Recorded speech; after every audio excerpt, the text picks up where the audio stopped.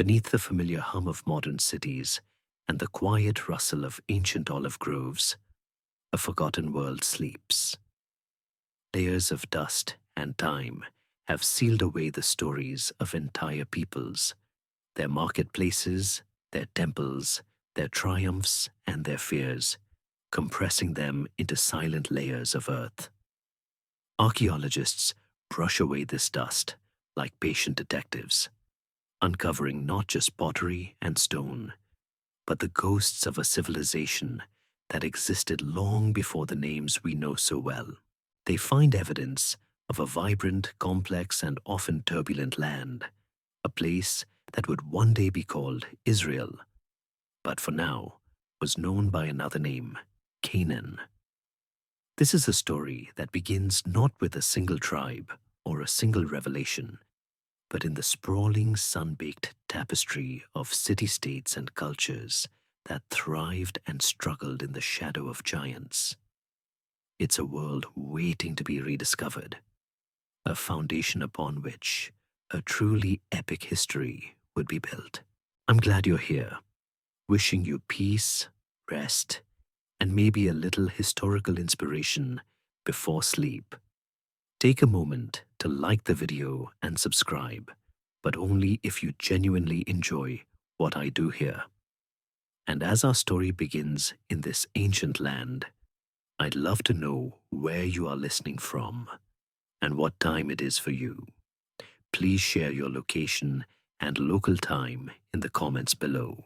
Our story opens in a time of bronze and chariots, a period historians call the Late Bronze Age. Imagine a narrow corridor of land, a land bridge, really, nestled between the great blue of the Mediterranean Sea and the vast, unforgiving deserts to the east. This was Canaan. It was not a single, unified kingdom with a proud flag and a central capital. Instead, it was a mosaic of city-states, each a tiny kingdom unto itself, ruled by a petty king who was constantly looking over his shoulder. Names that would echo in later texts were already ancient here. The mighty fortress of Hazor in the north, the strategic citadel of Megiddo, overlooking a crucial trade route, the fortified walls of Gezer and Shechem. Each city was a hub of commerce and a bastion of defense, its high walls of mud brick and stone rising from the fertile plains and rocky hills.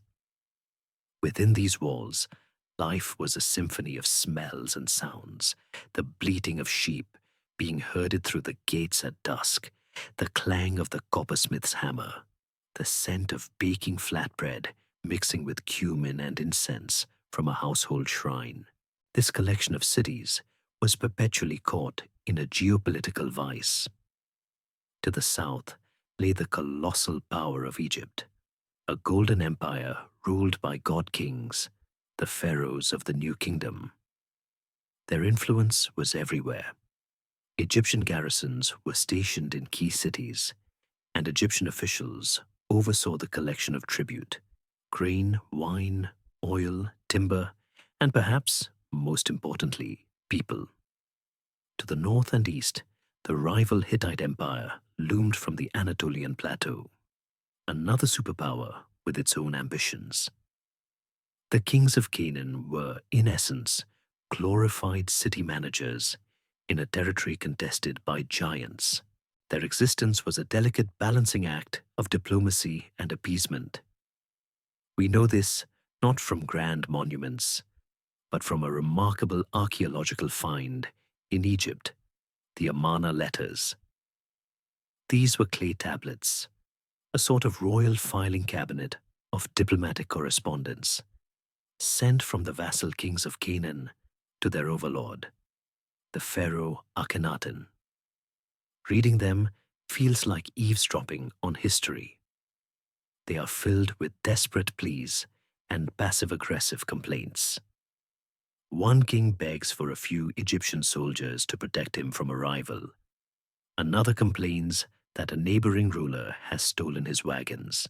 They address the pharaoh with absurdly flowery language, calling him my son, my God, while simultaneously trying to manage their own tiny, precarious domains.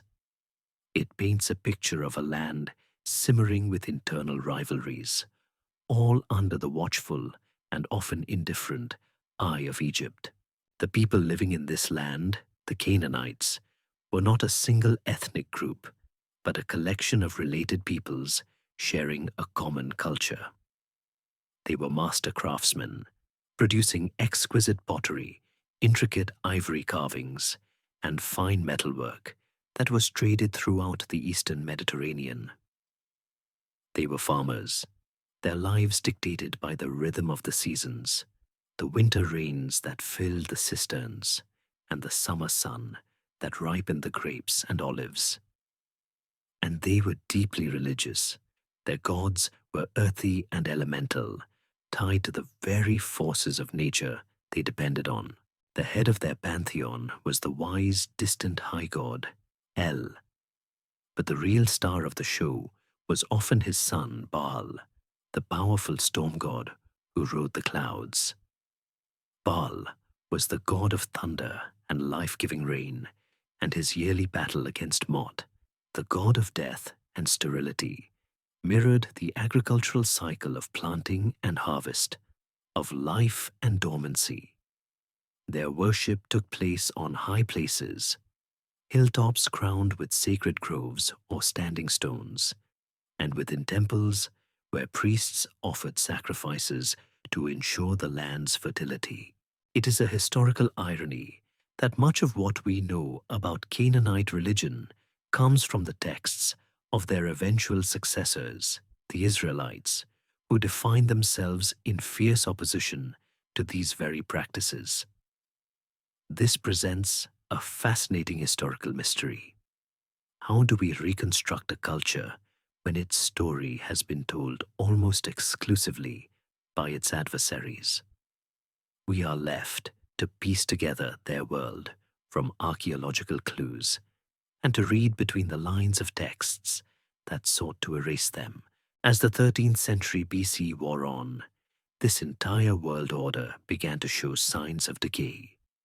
The great empires that had guaranteed a tense stability were overextended.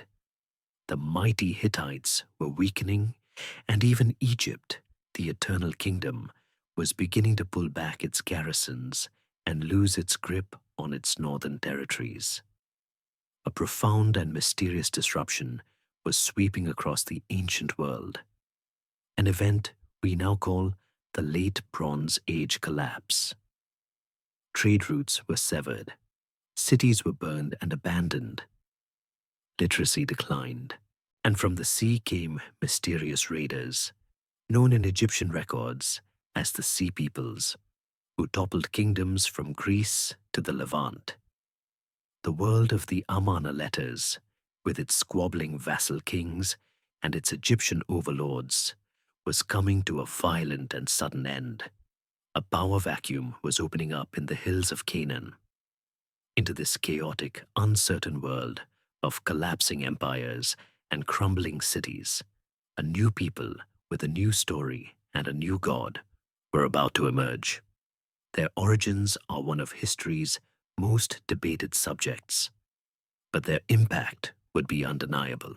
The stage was now set for the patriarchs, the Exodus, and the birth of ancient Israel. Into this fracturing world of weakened cities and receding empires, a new kind of story begins to be told. It is not a story found in the clay tablet archives of kings, nor is it inscribed on grand monuments to commemorate a battle. It is a story carried in the memory, told around campfires under a vast and starry sky. A story that begins not with an army, but with a single family. From the east, from the sophisticated urban world of Mesopotamia, a whisper of a new narrative emerges, one that will eventually root itself in the very hills and valleys of Canaan. This is the era of the patriarchs, a time that feels more like a foundational myth than a precise historical record. Yet, it is so deeply woven into the landscape that to ignore it is to miss the heart of the entire saga. It begins with a man named Abram, a citizen of the bustling city of Ur, a place of towering ziggurats and complex marketplaces near the Euphrates River. The story, as it has been passed down, is one of radical departure. Abram is called by a voice, a singular, unseen God, who makes him an astonishing promise. Leave your home, your family, your entire world, and journey to a land I will show you. In return, your descendants will become a great nation, and through you, all the families of the earth will be blessed. It was a proposition that defied all logic. In the ancient world, identity was inextricably linked to one's city, one's kin, and one's local gods. To leave was to become a nobody, a vulnerable wanderer at the mercy of strangers. Yet, Abram goes, with his wife Sarai, his nephew Lot, and all their possessions and flocks. He travels northwest, following the arc of the Fertile Crescent, a semi-nomadic chieftain moving through a world he does not own. He is a stranger in the land of Canaan, a man who dwells in tents on the outskirts of established cities like Shechem and Bethel, those same cities whose kings were busy writing anxious letters to Pharaoh. His life is one of negotiation and movement, digging wells, finding pasture for his herds, and maintaining a careful distance from the powerful Canaanite lords. This story of Abram, whose name is later changed to Abraham, is punctuated by a series of divine encounters that forge a unique relationship, a covenant. This is not the typical ancient relationship between a human and a deity, one of appeasement and ritual. It is portrayed as a deeply personal, almost contractual agreement. God promises Abraham two things: land and descendants. The promise of land is at this stage purely aspirational, as he owns not a single foot of it, save for a burial plot he purchases for his wife. The promise of descendants seems even more remote, as Sarai, later Sarah, is barren. Yet the narrative revolves around this impossible promise, culminating in the miraculous birth of a son in their old age, Isaac. The story reaches its most harrowing and psychologically complex point when Abraham is asked to sacrifice this very son, the sole heir of the promise. It is a brutal test of faith that ends with a divine reprieve, establishing a foundational principle. The God of Abraham does not demand human sacrifice, a practice not unknown in the surrounding cultures. Isaac serves as the quiet, crucial bridge between the dynamic founder and the famously troubled grandson. He is the inherited promise, the living proof of the covenant. His life is less dramatic, more pastoral. He redigs his father's wells, marries his cousin Rebekah from the old country, and settles for a time in the Negev desert, a place of stark and silent beauty. But within his own tent, a new drama unfolds with the birth of his twin sons, Esau and Jacob. Esau, the firstborn, is a man of the field, hairy and robust, a hunter beloved by his father. Jacob is the quiet one, a dweller in tents, clever and smooth-skinned, beloved by his mother. The stage is set for a classic tale of sibling rivalry, a struggle for blessing and birthright that will have consequences for generations to come.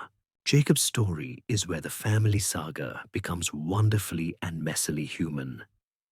He is a trickster, a supplanter, who conspires with his mother to deceive his blind and aging father, stealing the primary blessing meant for his older brother. The act forces him to flee for his life, embarking on the same long journey back to Mesopotamia that his grandfather Abraham once made in reverse. There, he falls under the thumb of his uncle Laban, a man who proves to be an even more masterful schemer than Jacob himself.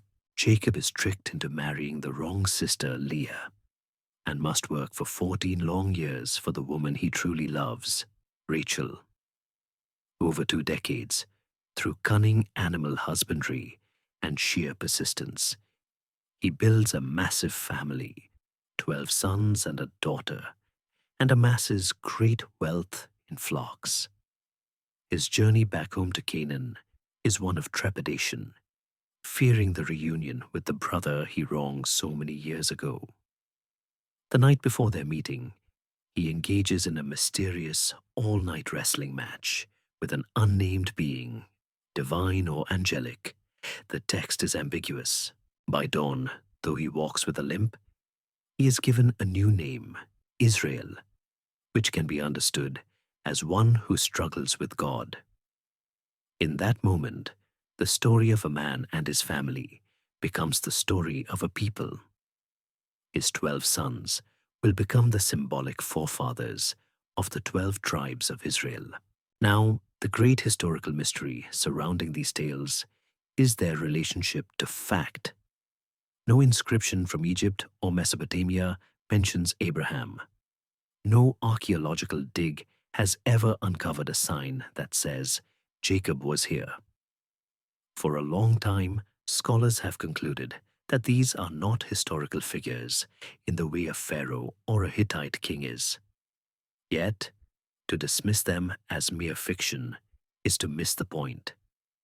The stories, while likely composed and written down much later, preserve a startlingly accurate cultural memory. The semi-nomadic lifestyle, the migration patterns from Mesopotamia to the Levant, the customs around marriage and inheritance, they all fit remarkably well with what we know of the movements of Amorite and other Semitic peoples during the Middle Bronze Age, centuries before the events they seem to describe. These are not annals of kings. They are a people's poetic and powerful explanation of who they are, where they came from, and what binds them to this particular strip of land. They are the foundational charter, the spiritual DNA, that will inform everything that is to come. That new name, Israel, now belong not just to a man limping from a divine struggle, but to a sprawling and contentious family. His 12 sons were not a unified band of brothers.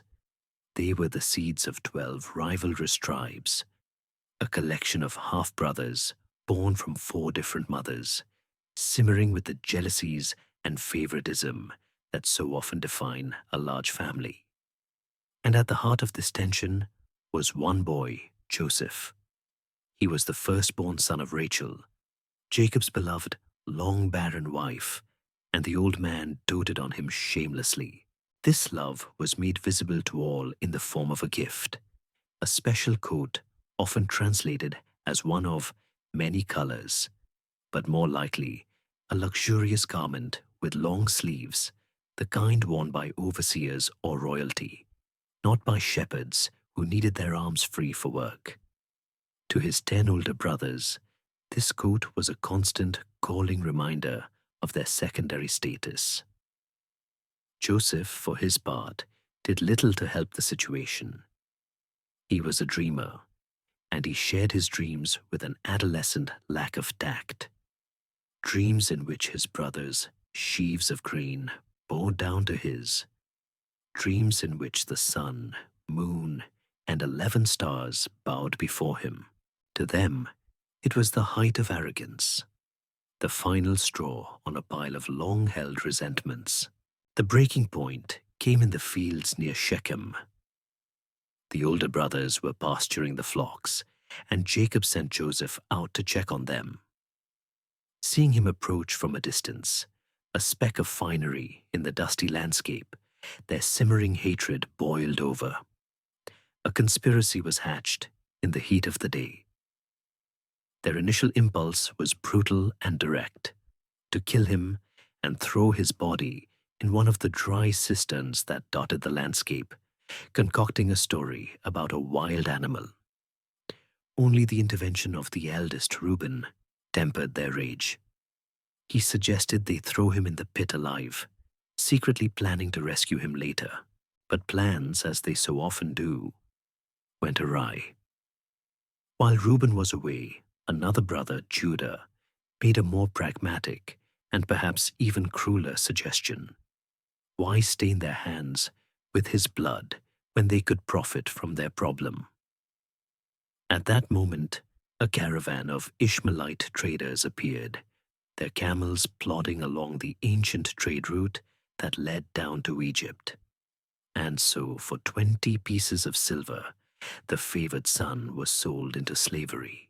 They took his beautiful coat, dipped it in the blood of a slaughtered goat, and presented the tattered evidence to their heartbroken father, letting him draw his own devastating conclusion. Joseph was taken down into a world utterly alien to him.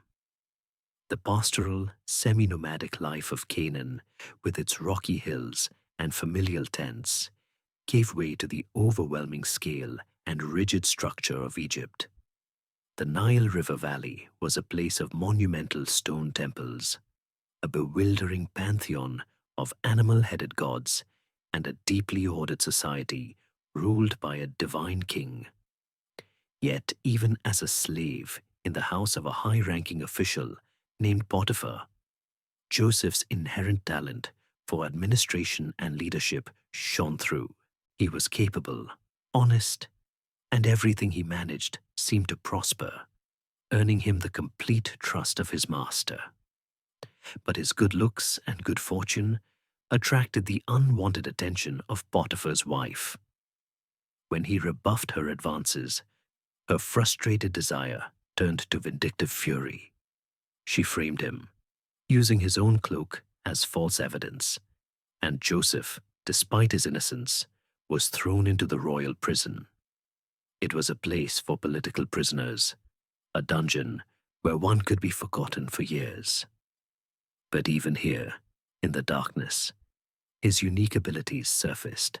He became a trusted inmate, and more importantly, he found his true calling as an interpreter of dreams.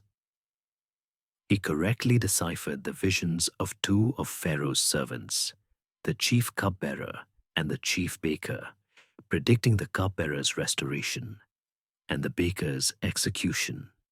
He asked only that the cupbearer remember him when he was restored to his post.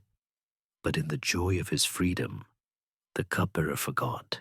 For 2 more years, Joseph languished in prison until Pharaoh himself began to have troubling dreams. No magician or wise man in the entire kingdom could decipher the visions of 7 fat, healthy cows being devoured by 7 gaunt, sickly ones, or of 7 plump ears of grain being consumed by 7 withered stalks. It was only then that the cupbearer's memory was jolted. He confessed his negligence and told Pharaoh of the young Hebrew in the prison who could interpret dreams. Joseph was hastily summoned. He was washed, shaved in the clean-faced Egyptian style, and brought before the most powerful man in the known world. With a calm confidence he attributed not to himself, but to his God, Joseph explained that the dreams were a divine warning. Egypt would experience 7 years of unprecedented abundance, followed by 7 years of devastating famine that would ravage the land. But he didn't stop there. He laid out a detailed administrative plan. Appoint a wise overseer to collect and store 1/5 of the harvest during the plentiful years, creating a reserve to see the kingdom through the lean ones. Pharaoh, astounded by this wisdom, looked no further.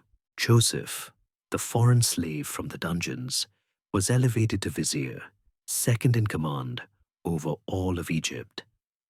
He was given Pharaoh's signet ring, fine linen robes, a gold chain, and an Egyptian wife, effectively becoming a prince of the land that had enslaved him.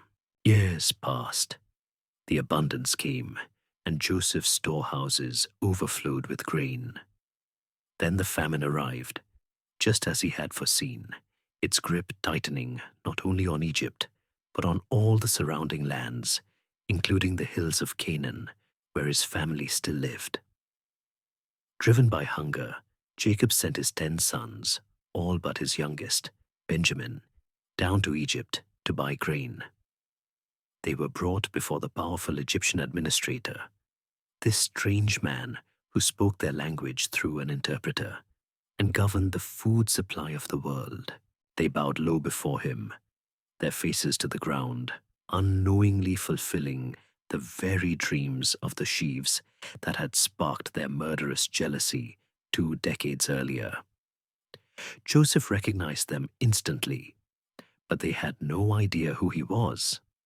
What followed was a masterful piece of psychological theater. Over a series of visits, he tested them, speaking harshly, accusing them of being spies, and demanding they bring their youngest brother Benjamin before him to prove their honesty. He wanted to see if they had changed, if they were still the same callous men who had sold him for silver.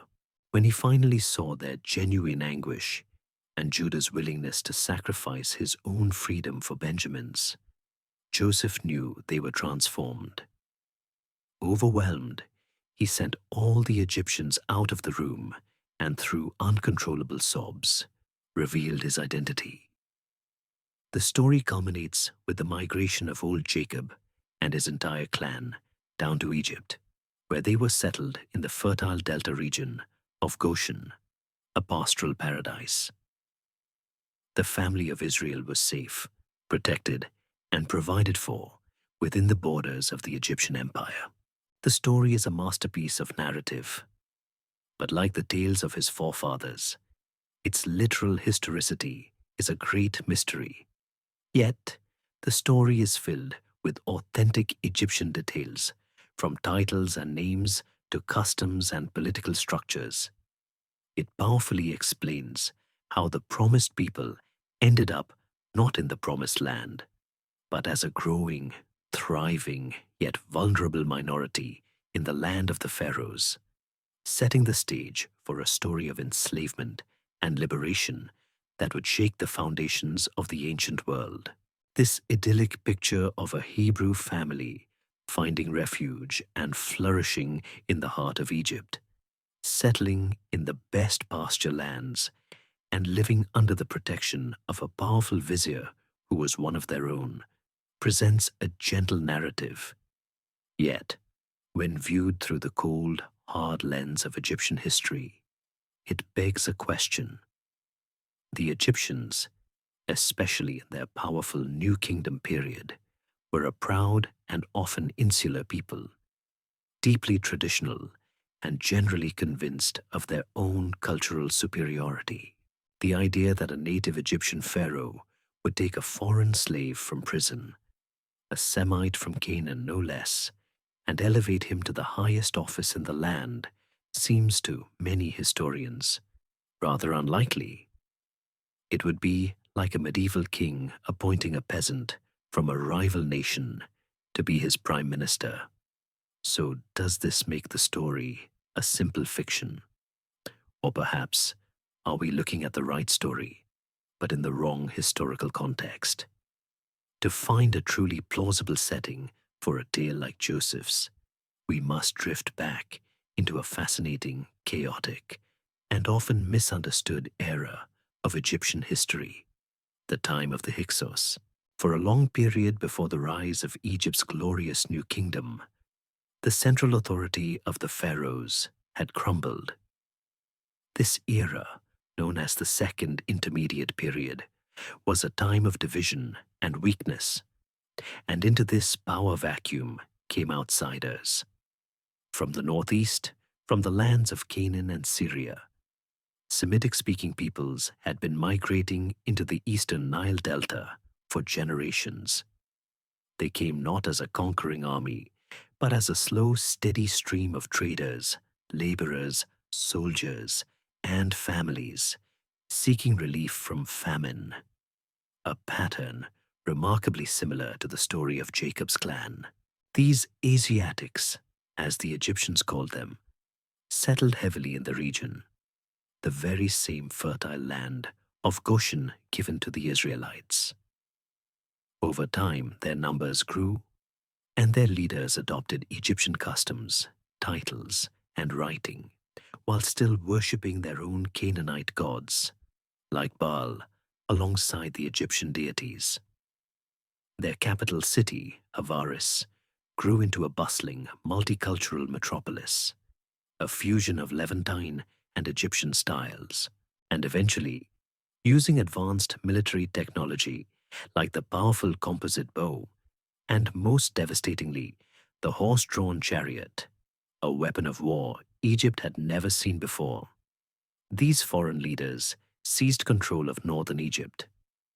The Egyptians called these rulers Hekokasut, which means rulers of foreign lands. This term, transliterated into Greek, gives us the name by which they are known to history, the Hyksos. Herein lies the heart of the Hyksos connection, a tantalizing historical theory that provides a potential backdrop for the biblical account. Suddenly, the story of Joseph's meteoric rise no longer seems so improbable. A Hyksos pharaoh, himself a man of Semitic origin, would not view a clever and capable Hebrew like Joseph with suspicion. He would see a kinsman, a man from a similar cultural background, who understood his language and his ways. The elevation of one Asiatic by another in a court dominated by them becomes not just plausible, but perfectly logical. The friendly welcome extended to Joseph's entire family, and their settlement in the Delta also fits this pattern perfectly.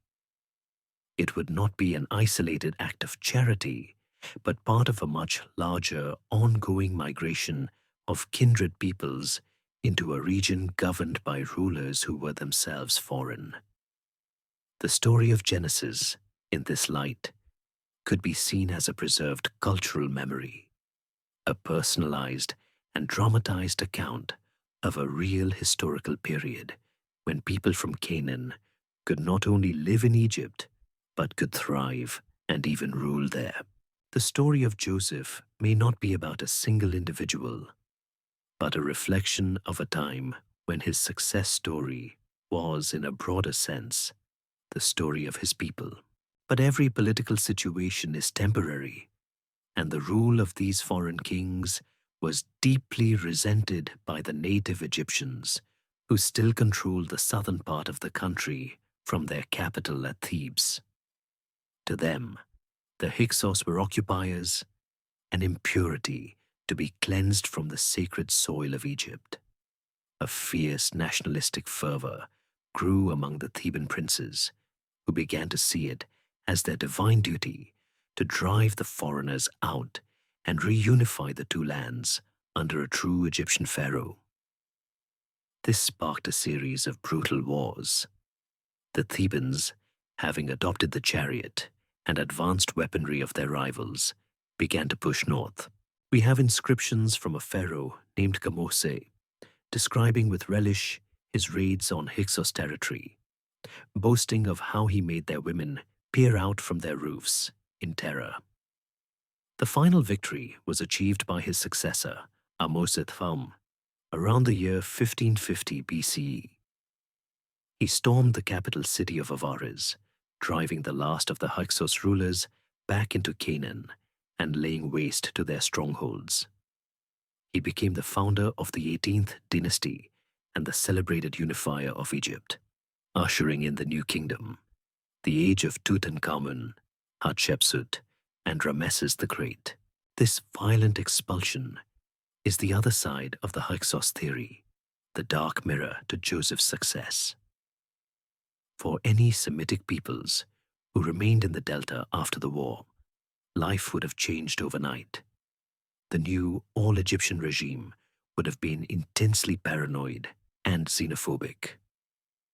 Anyone with a Canaanite accent or foreign name would be viewed not as a neighbor, but as a potential traitor, a remnant of the hated occupiers, a fifth column waiting to aid Egypt's enemies. A policy of repression and control would have been almost inevitable. This historical reality aligns with stunning precision to the ominous transition in the biblical narrative itself, which describes how, after generations of peace, a new king arose over Egypt who did not know Joseph. This new king, fearing the Israelites' growing numbers, decides to deal shrewdly with them, subjecting them to bitter forced labor and enslavement.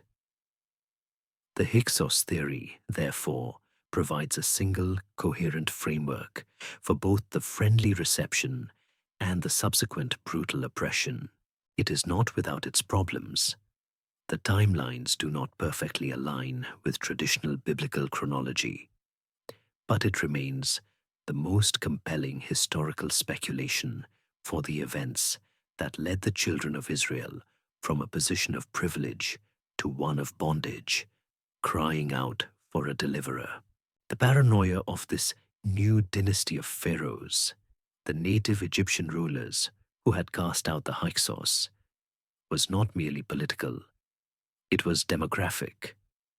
Looking out upon the fertile lands of Goshen in their own Nile Delta, they no longer saw a community of useful shepherds and farmers who had been there for generations. They saw a rapidly growing foreign population, an internal threat whose loyalties were suspect. The biblical text captures this fear perfectly. The new Pharaoh observes that the children of Israel are too many and too mighty for us. His fear was that in the event of another war, this large Semitic population might side with Egypt's enemies, becoming a fifth column that could attack from within. And so, a policy of cruel and calculated oppression began. The goal was twofold: to exploit the Israelites as a source of free labor for the state's ambitious building projects, and to break their spirits so completely that their population would wither. The descendants of Jacob were put under the authority of ruthless taskmasters and forced into slavery. Their days were now filled with the back-breaking, monotonous work of making mud bricks and toiling in the fields.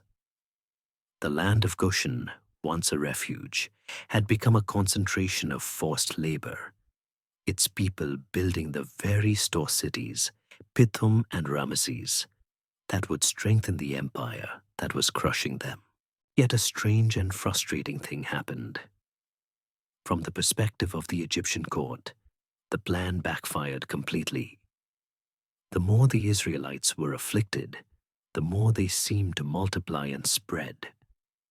The brutal labor intended to grind them down failed to curb their growth.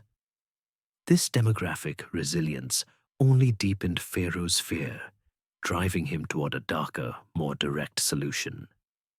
If controlling the population through hardship wouldn't work, he would have to stop it at the source.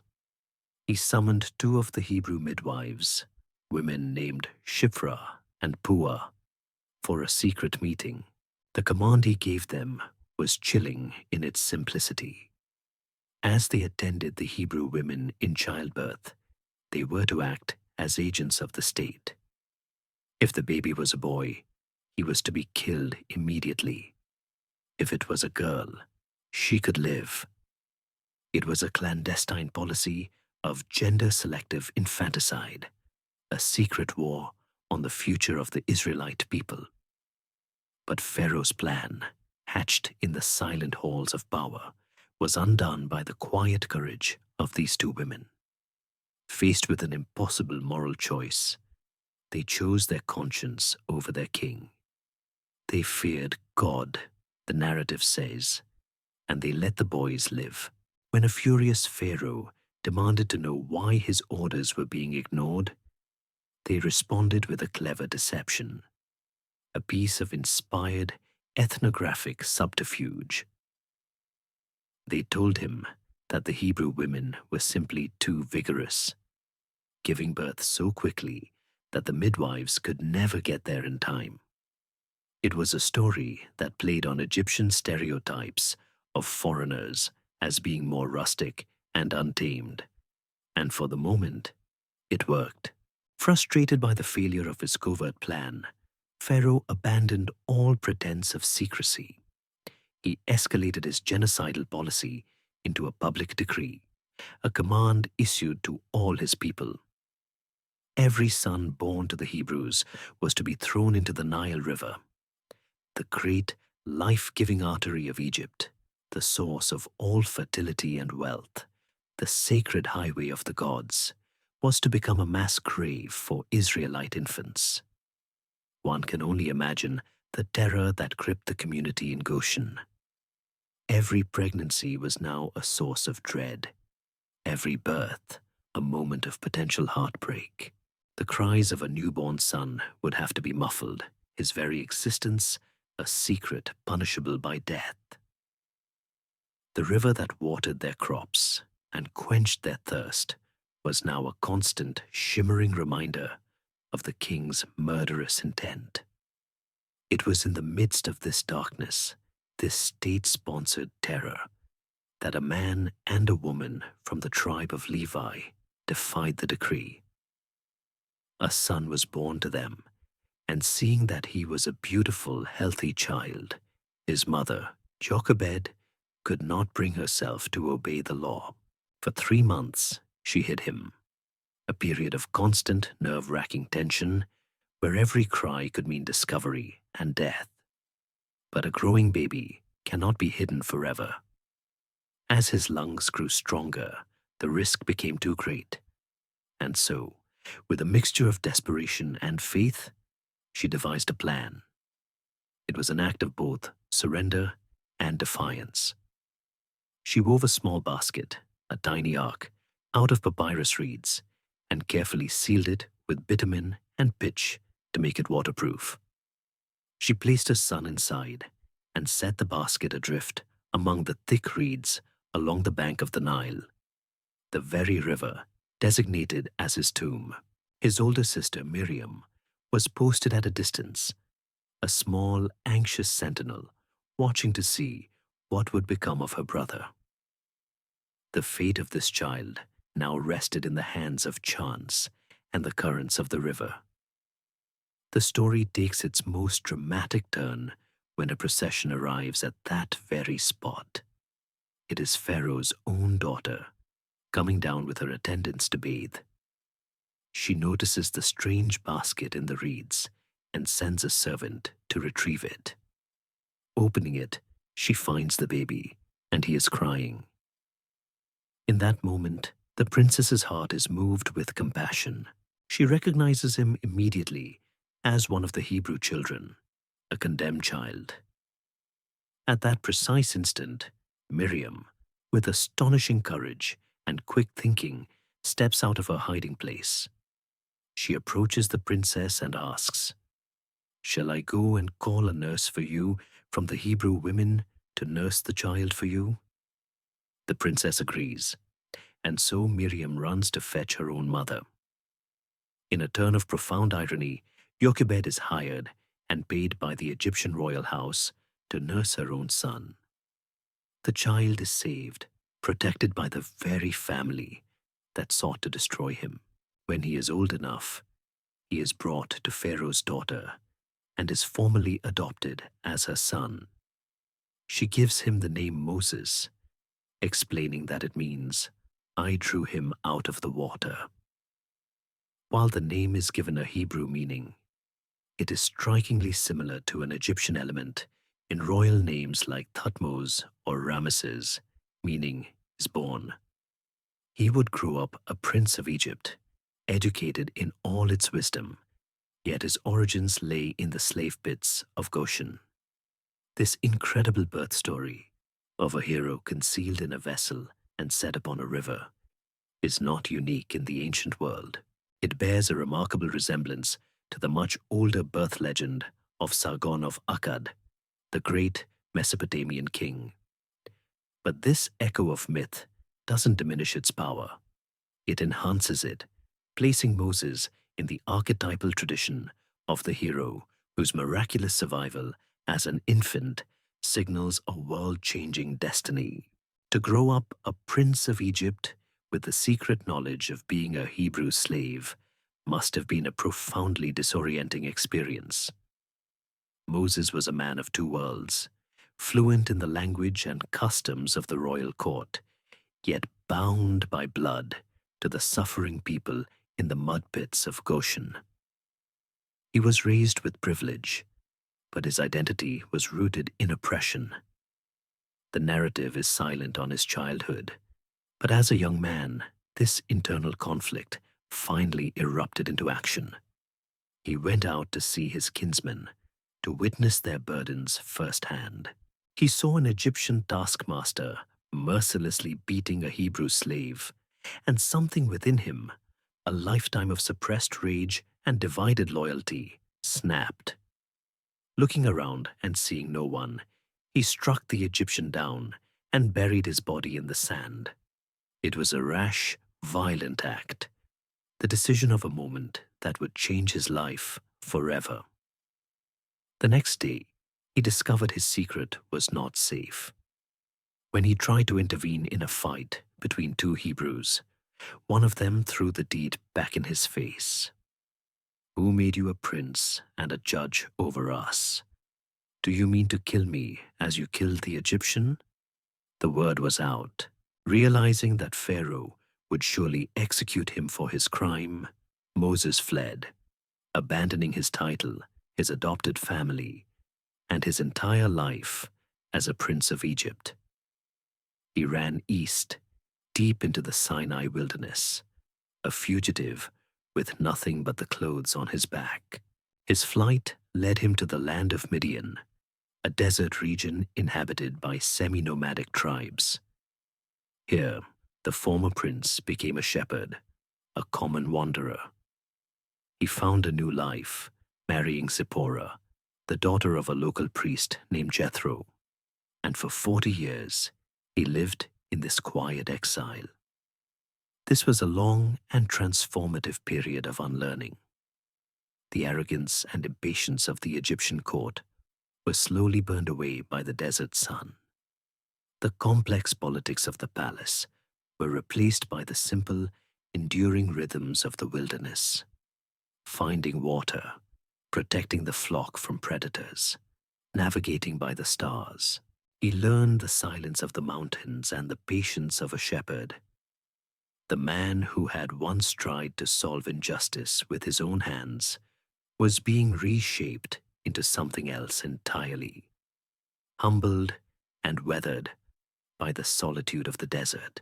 It was during this long, quiet season of his life that the divine call came, not in a temple or a grand ceremony, but in the desolate emptiness of the back country. While leading his flock near the base of Mount Horeb, the mountain of God, he saw a strange and mesmerizing sight. A desert bush was engulfed in flames, yet it was not burning up.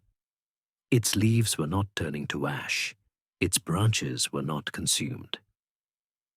Drawn by curiosity, he approached, and a voice called to him from the heart of the fire. It was the voice of the God of his ancestors, the God of Abraham, Isaac, and Jacob, who had seen the suffering of the enslaved Israelites in Egypt and had now come to deliver them. Moses was given his commission, a task that seemed not just impossible, but absurd. He was to go back to the very place he had fled, confront the mighty Pharaoh, and lead the Hebrew people out of bondage. Moses, no longer a self-assured prince, but a humbled shepherd, was terrified. He argued, raising a series of deeply human objections. Who am I to do such a thing? What is your name, so I can tell them who sent me? What if they don't believe me? I am slow of speech. I am not an eloquent man. Please, send someone else. For each objection, the voice in the fire offered reassurance, signs, and a partner. His more articulate older brother, Aaron, would be his spokesman.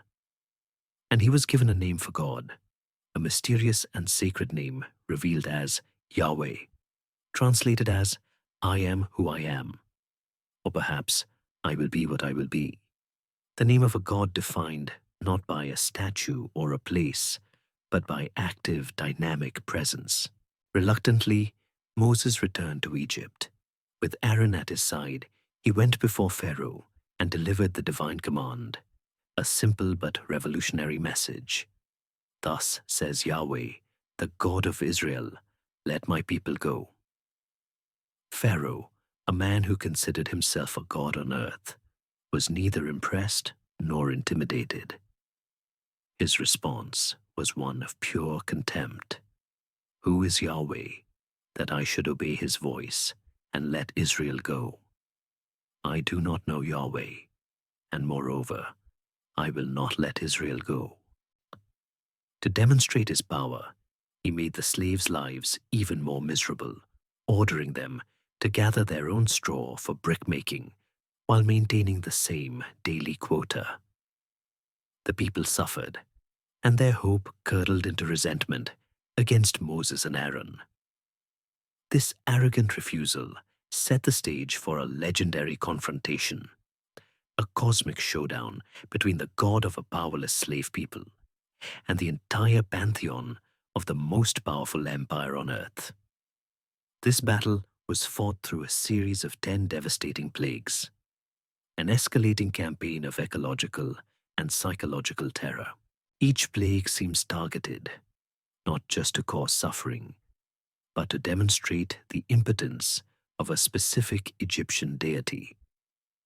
The first plague turned the Nile River, the lifeblood of Egypt, and the domain of the god Hapi, into a stinking, undrinkable river of blood.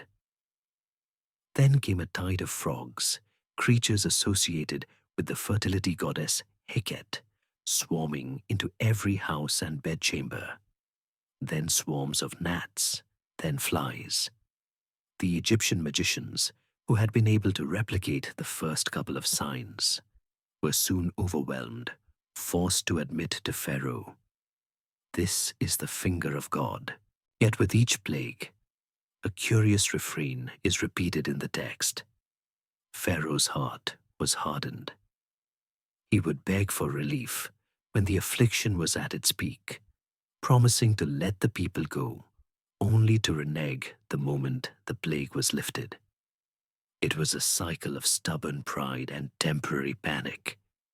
After the insects came a pestilence that killed the livestock of the Egyptians, a blow against gods like Hathor, the cow goddess, while the Israelite herds were spared. Then came boils on the skin of man and beast, a terrifying hailstorm of fire and ice that flattened the crops, a swarm of locusts that devoured whatever the hail had left, and a profound supernatural darkness that smothered the land for 3 days, a direct assault on the supreme sun god, Ra. There is a fascinating scientific hypothesis that these plagues might not have been disconnected miracles, but a cascading chain reaction of natural disasters, perhaps triggered by a massive volcanic eruption like that of Thera in the Mediterranean. Red volcanic ash could have choked the Nile, killing the fish and driving the frogs ashore. The death of the frogs would lead to an explosion in the insect population, which would then spread disease to cattle and humans. While this provides a possible naturalistic framework, it does little to diminish the narrative power of the events as they were experienced and remembered, as a slow, terrifying, and methodical dismantling of Egypt's power, pride, and pantheon, paving the way for one final devastating blow. After the palpable darkness that had smothered Egypt, a final, even more terrible blow was announced, one that would not target the land or the livestock, but life itself. A great and final plague would sweep through the land at midnight, and in every home the firstborn son would die, from the heir of Pharaoh on his throne to the firstborn of the captive in the dungeon. But for the Israelites in Goshen, a specific set of instructions was given, a ritual that would protect them from the coming doom and serve as a memorial for all time. This was the institution of the Passover. Each household was to select a lamb, a male, 1 year old, and without blemish. They were to keep it and inspect it for several days. And then, at twilight on the 14th day of the month, the entire community of Israel was to slaughter their lambs. A portion of the blood was to be taken and painted, using a hyssop branch, on the 2 doorposts and the lintel of each house. This blood was not a sacrifice in the typical sense, but a sign, a divine password to mark the homes that the angel of death was to pass over. Inside their marked houses, they were to roast the lamb over a fire and eat it with 2 symbolic accompaniments: unleavened bread, called matzah, and bitter herbs. The bread was to be unleavened because their departure from Egypt would be so sudden, so hurried, that there would be no time to wait for dough to rise. It was the bread of haste, a taste of a life uprooted in a single night. The bitter herbs were to be a perpetual sensory reminder of the bitterness of their slavery. The meal itself was not to be a leisurely feast. They were to eat it fully dressed, with their belts tightened, their sandals on their feet, and their walking staffs in their hands, like people poised for a journey, ready to move at a moment's notice. It was a night of anxious waiting, of families huddled together in the darkness, listening to the silence of their own homes and the sounds of a nation about to be shattered. Then at midnight, it happened. A great cry of anguish echoed throughout the land of Egypt, a sound of collective, nationwide mourning. The plague had struck with terrifying precision, just as Moses had warned.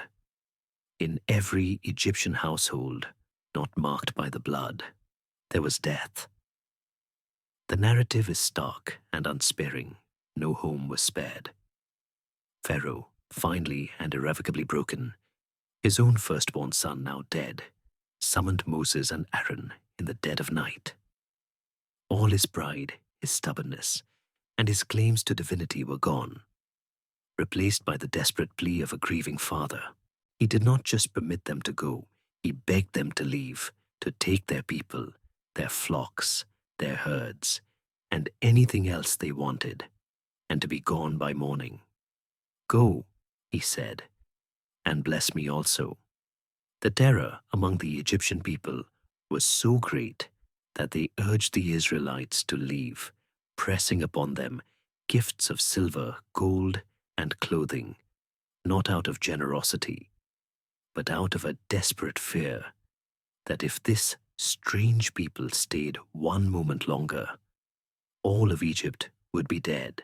What followed was not a neat and orderly military procession, but the chaotic, hurried, and immense migration of an entire people. Hundreds of thousands of men, women, and children, a mixed multitude of souls, poured out of Goshen and Ramesses, carrying their unleavened dough in kneading bowls wrapped in their cloaks upon their shoulders. They were guided on their journey by an astonishing sight: a pillar of cloud that led them by day, and a pillar of fire that gave them light by night. They were no longer slaves, but they were not yet a nation. They were a vast column of refugees, moving out into the unknown, their destination a promised land they had only heard about in ancestral stories. But their oppressor was not yet finished with them. As the initial shock and grief wore off in the Egyptian court, Pharaoh's resolve hardened one last time. Regret and wounded pride took hold. He had lost his son, and now he was losing his entire slave labor force. He marshaled the best of his army, 600 elite chariots, and all the other chariots of Egypt, and set out in furious pursuit. The Israelites, meanwhile, had made their way to the edge of a large body of water. The Hebrew name for this location is Yam Suf, which translates not to Red Sea, as it is commonly known, but to the Sea of Reeds. This distinction is crucial, suggesting not the deep, open ocean, but a series of shallower, marshy lakes that once existed in the northern part of Egypt, between the modern Suez Canal and the Mediterranean. It was here, with this impassable reedy sea before them, and the dust cloud of Pharaoh's approaching chariots behind them, that the people were trapped. Their newfound liberty seemed horrifically short-lived. Terror gave way to bitter recrimination. They cried out against Moses, saying, "Was it because there were no graves in Egypt that you brought us to the desert to die? It would have been better for us to serve the Egyptians than to die in the wilderness." But Moses reassured them, telling them to stand firm and see the salvation of the Lord. And as the Egyptian army closed in, a miracle began to unfold. The pillar of cloud moved behind the Israelites, plunging the pursuing army into darkness, while casting light on the path of the Hebrews. Moses stretched his hand out over the sea, and a powerful east wind began to blow, howling all through the night. The wind pushed back the shallow waters of the reedy lake, piling them up and creating a path of dry ground through the middle. All that night, the children of Israel walked through the sea on dry land, with a wall of water on their right and on their left. As dawn approached, the Egyptians, blinded by arrogance, charged after them into the unnatural corridor. But their chariot wheels became clogged and mired in the wet, muddy seabed. Their advance slowed to a crawl, and panic began to set in. "Let us flee from Israel," they cried, "for Yahweh fights for them against Egypt." It was too late. From the far shore, Moses once again stretched out his hand over the sea. The wind ceased, and the walls of water collapsed. The sea returned to its normal course with a torrential force, swallowing the entire Egyptian army, its horses, and its chariots. As the sun rose, the Israelites stood on the shore of their freedom and saw the bodies of their former masters washed up on the sand. The might of the Egyptian empire lay drowned at their feet. The confrontation was over. They were finally, truly, and miraculously free. The song of triumph on the shores of the Sea of Reeds, a spontaneous explosion of relief and gratitude, was still echoing in their ears when the first hard reality of their new freedom set in: the wilderness. The Sinai Peninsula was not a gentle pasture land. It was a vast triangular expanse of scorched rock, gravel plains, and jagged mountains under a relentless sun. For a people who had spent their entire lives in the well-watered Nile Delta, this new world was a brutal shock. The euphoria of their escape evaporated as quickly as water on hot stone. After just 3 days of travel, their water supplies ran out. When they finally found an oasis, which they named Mara, the water was bitter and undrinkable. The memory of their miraculous deliverance from the world's greatest superpower seemingly vanished, replaced by the immediate primal panic of thirst. The grumbling began, a sound that would become the constant background music of their journey. "What are we to drink?" they cried out to Moses, their gratitude already curdled into accusation.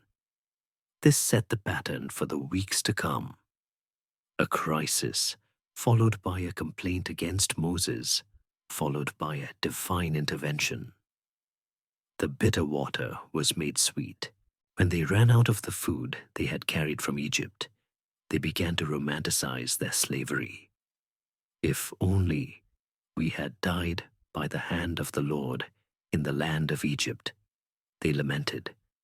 when we sat by the pots of meat and ate bread to the full. For you have brought us out into this wilderness to kill this whole assembly with hunger. Their memory was selective, conveniently forgetting the whips of the taskmasters and focusing only on the steady meals. In response to this complaint, they were provided for once again. In the evenings, flocks of quail would descend upon the camp, and in the mornings, the ground was covered with a strange, flaky substance like frost, which they called manna, a bread from heaven that would sustain them for 40 years. After 3 months of this cycle of crisis, complaint, and provision, the vast column of people arrived at the foot of a truly imposing mountain, its granite peaks looming over the desolate plain.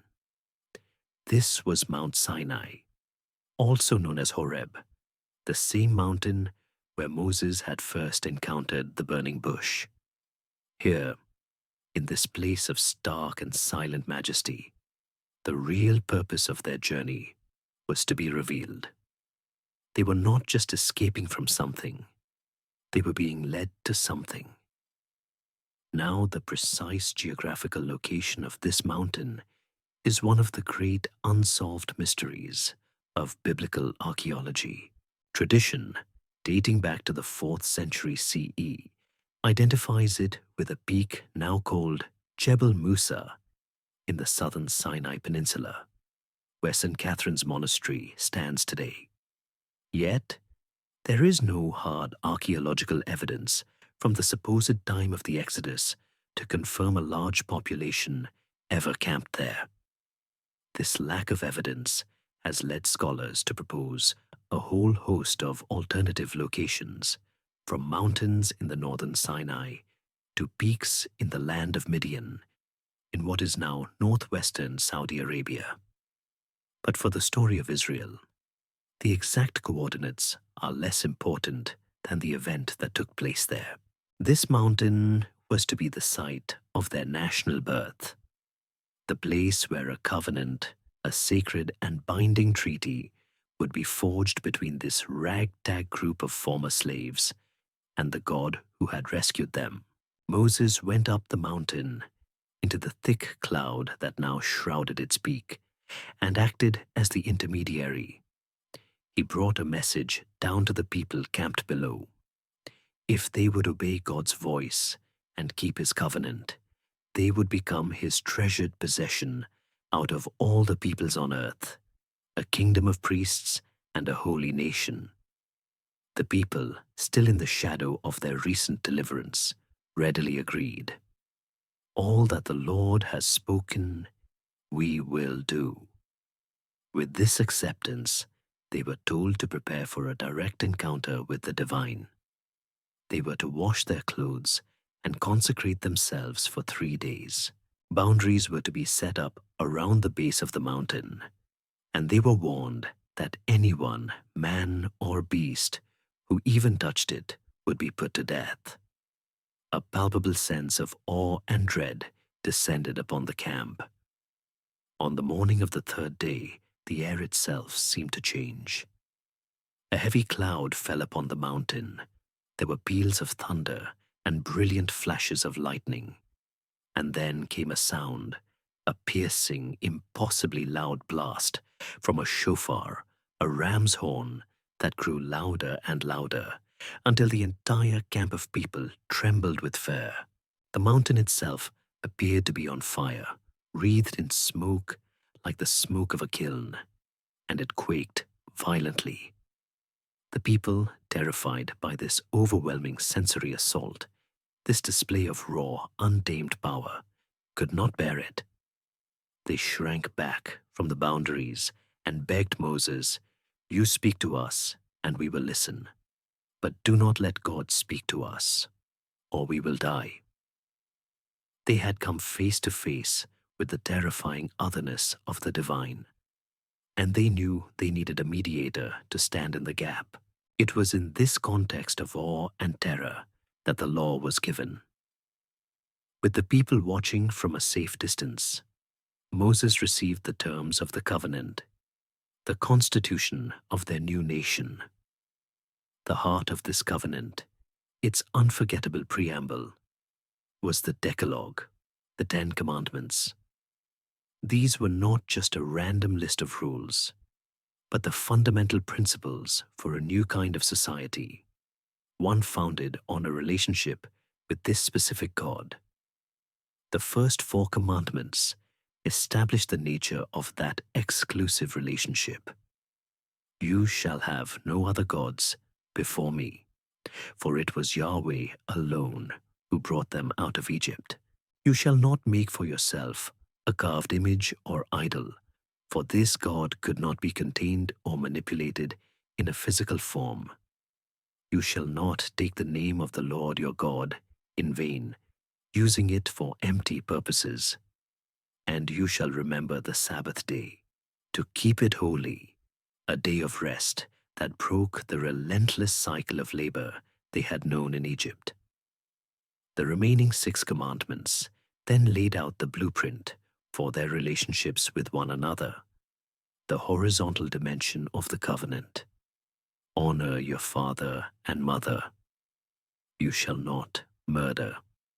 You shall not commit adultery. You shall not steal. You shall not bear false witness against your neighbor. You shall not covet anything that belongs to your neighbor. These were the foundational pillars of a just and stable community, a society that could function in freedom rather than under the whip of a taskmaster.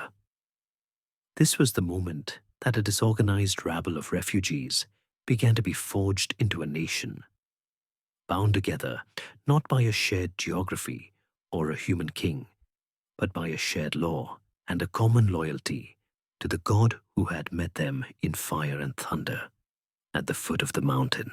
The awe and terror of the theophany at Sinai, the solemn agreement to the covenant, the very thunder of the divine voice, all of it seemed to evaporate with astonishing speed in the hot desert air. The law had been given, but the people who received it were still deeply marked by their past. While Moses remained on the mountain for 40 days and 40 nights, receiving the detailed blueprints for their new society and the stone tablets inscribed with the 10 Commandments, the community below grew restless. Their leader was gone, vanished into the terrifying cloud, and their old anxieties resurfaced. A crowd gathered around Aaron, the high priest, the man left in charge, and their demand was a shocking regression. Come, make us gods who shall go before us, they clamored. As for this Moses, the man who brought us up out of the land of Egypt, we do not know what has become of him. They wanted a God they could see, a tangible idol they could control, not the invisible, overwhelming presence that made the mountain quake. Under pressure, Aaron buckled. He instructed them to bring their gold earrings, the very gold they had been given by the Egyptians upon their departure. And from this, he fashioned a molten calf, a familiar image reminiscent of the Apis bull cult in Egypt, or the bull imagery associated with the Canaanite god Baal. When the people saw it, they proclaimed, "These are your gods, O Israel, who brought you up out of the land of Egypt." A great festival was declared, a scene of wild, unrestrained revelry, with sacrifices, feasting, and dancing before the lifeless golden idol. At the base of the very mountain, where they had sworn exclusive allegiance to Yahweh, they broke their covenant in the most dramatic way imaginable.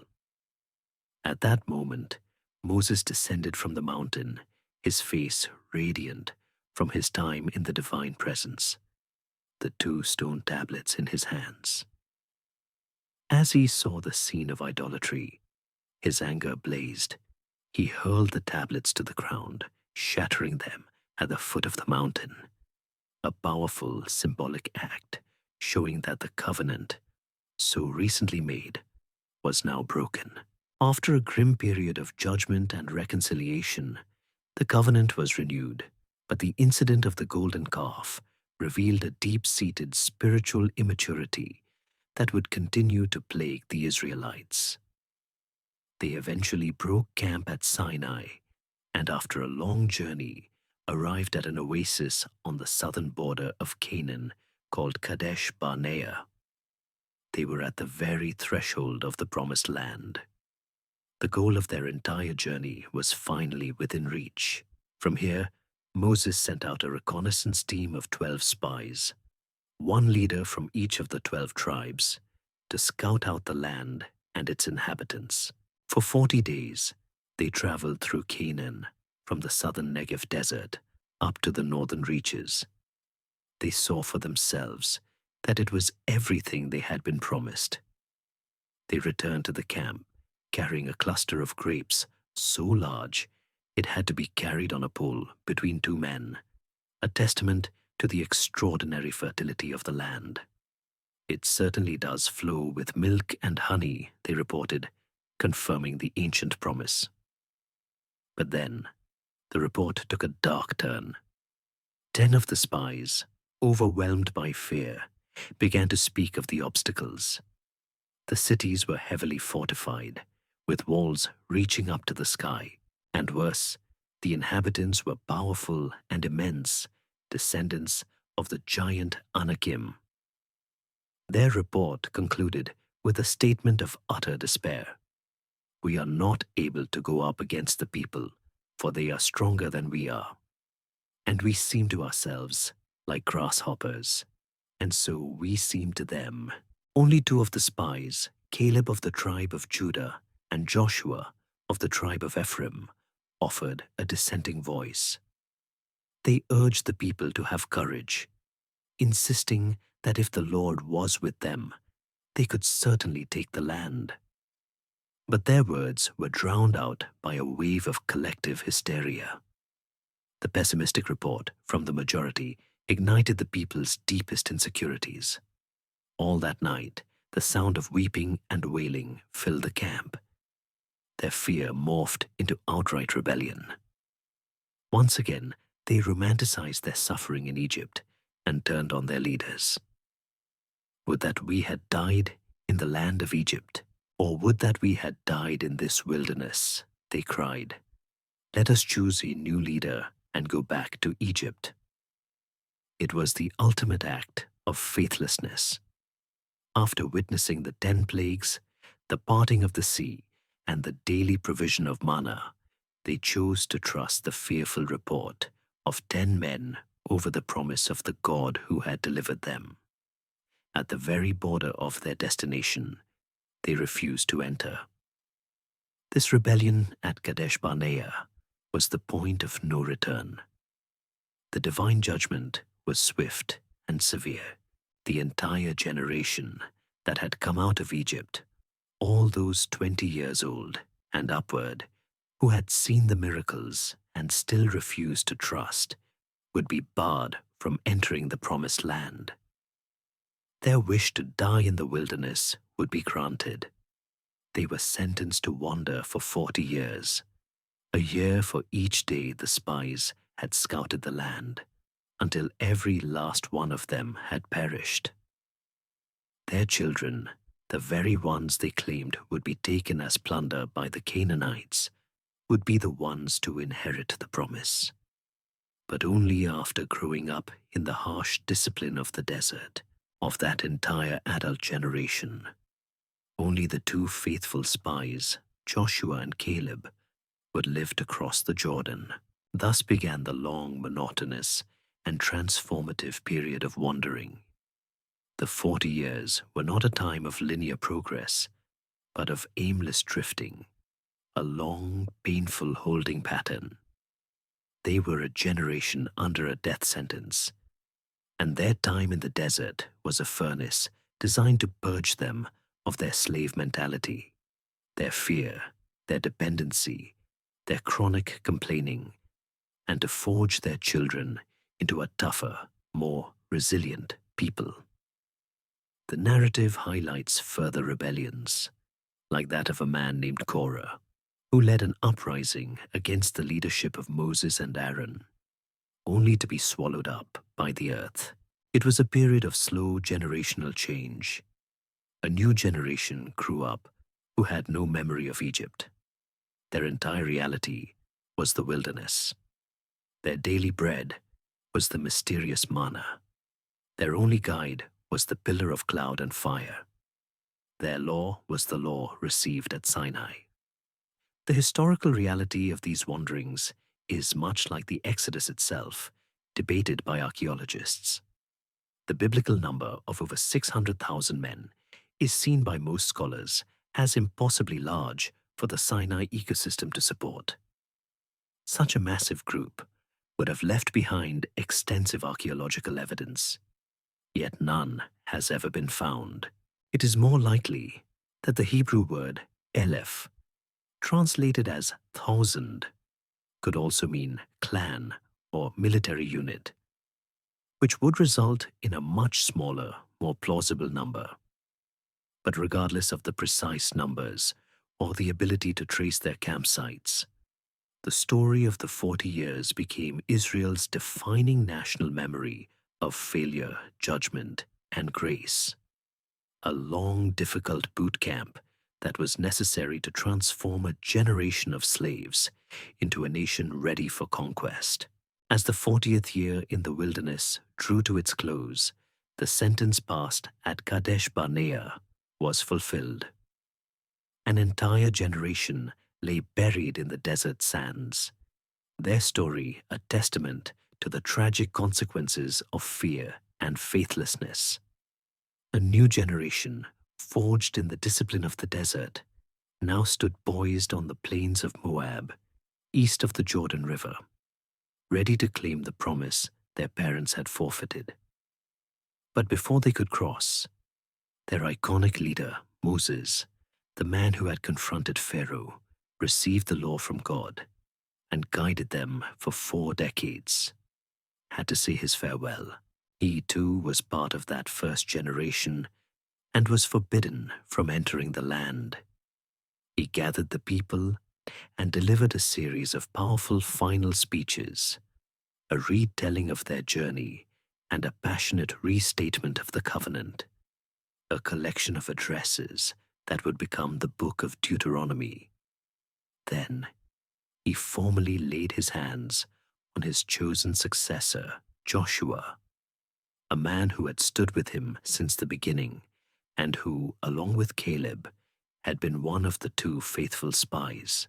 With his work complete, Moses ascended Mount Nebo, and from its peak he looked out across the Jordan Valley and saw, spread before him in the distance, the length and breadth of the promised land. He saw the rolling hills, the fertile plains, and the Dead Sea shimmering in the haze. After seeing the promise with his own eyes, he died there, alone with God, his final resting place unknown. The period of wandering was over. A new era, an era of conquest, was about to begin under a new leader. Joshua's leadership style was immediately different from that of Moses. He was not a prophet or a lawgiver, but a military commander, a strategist. His first move was to gather intelligence. He secretly dispatched 2 spies across the Jordan River to reconnoiter the first and most formidable obstacle in their path, the ancient and heavily fortified city of Jericho.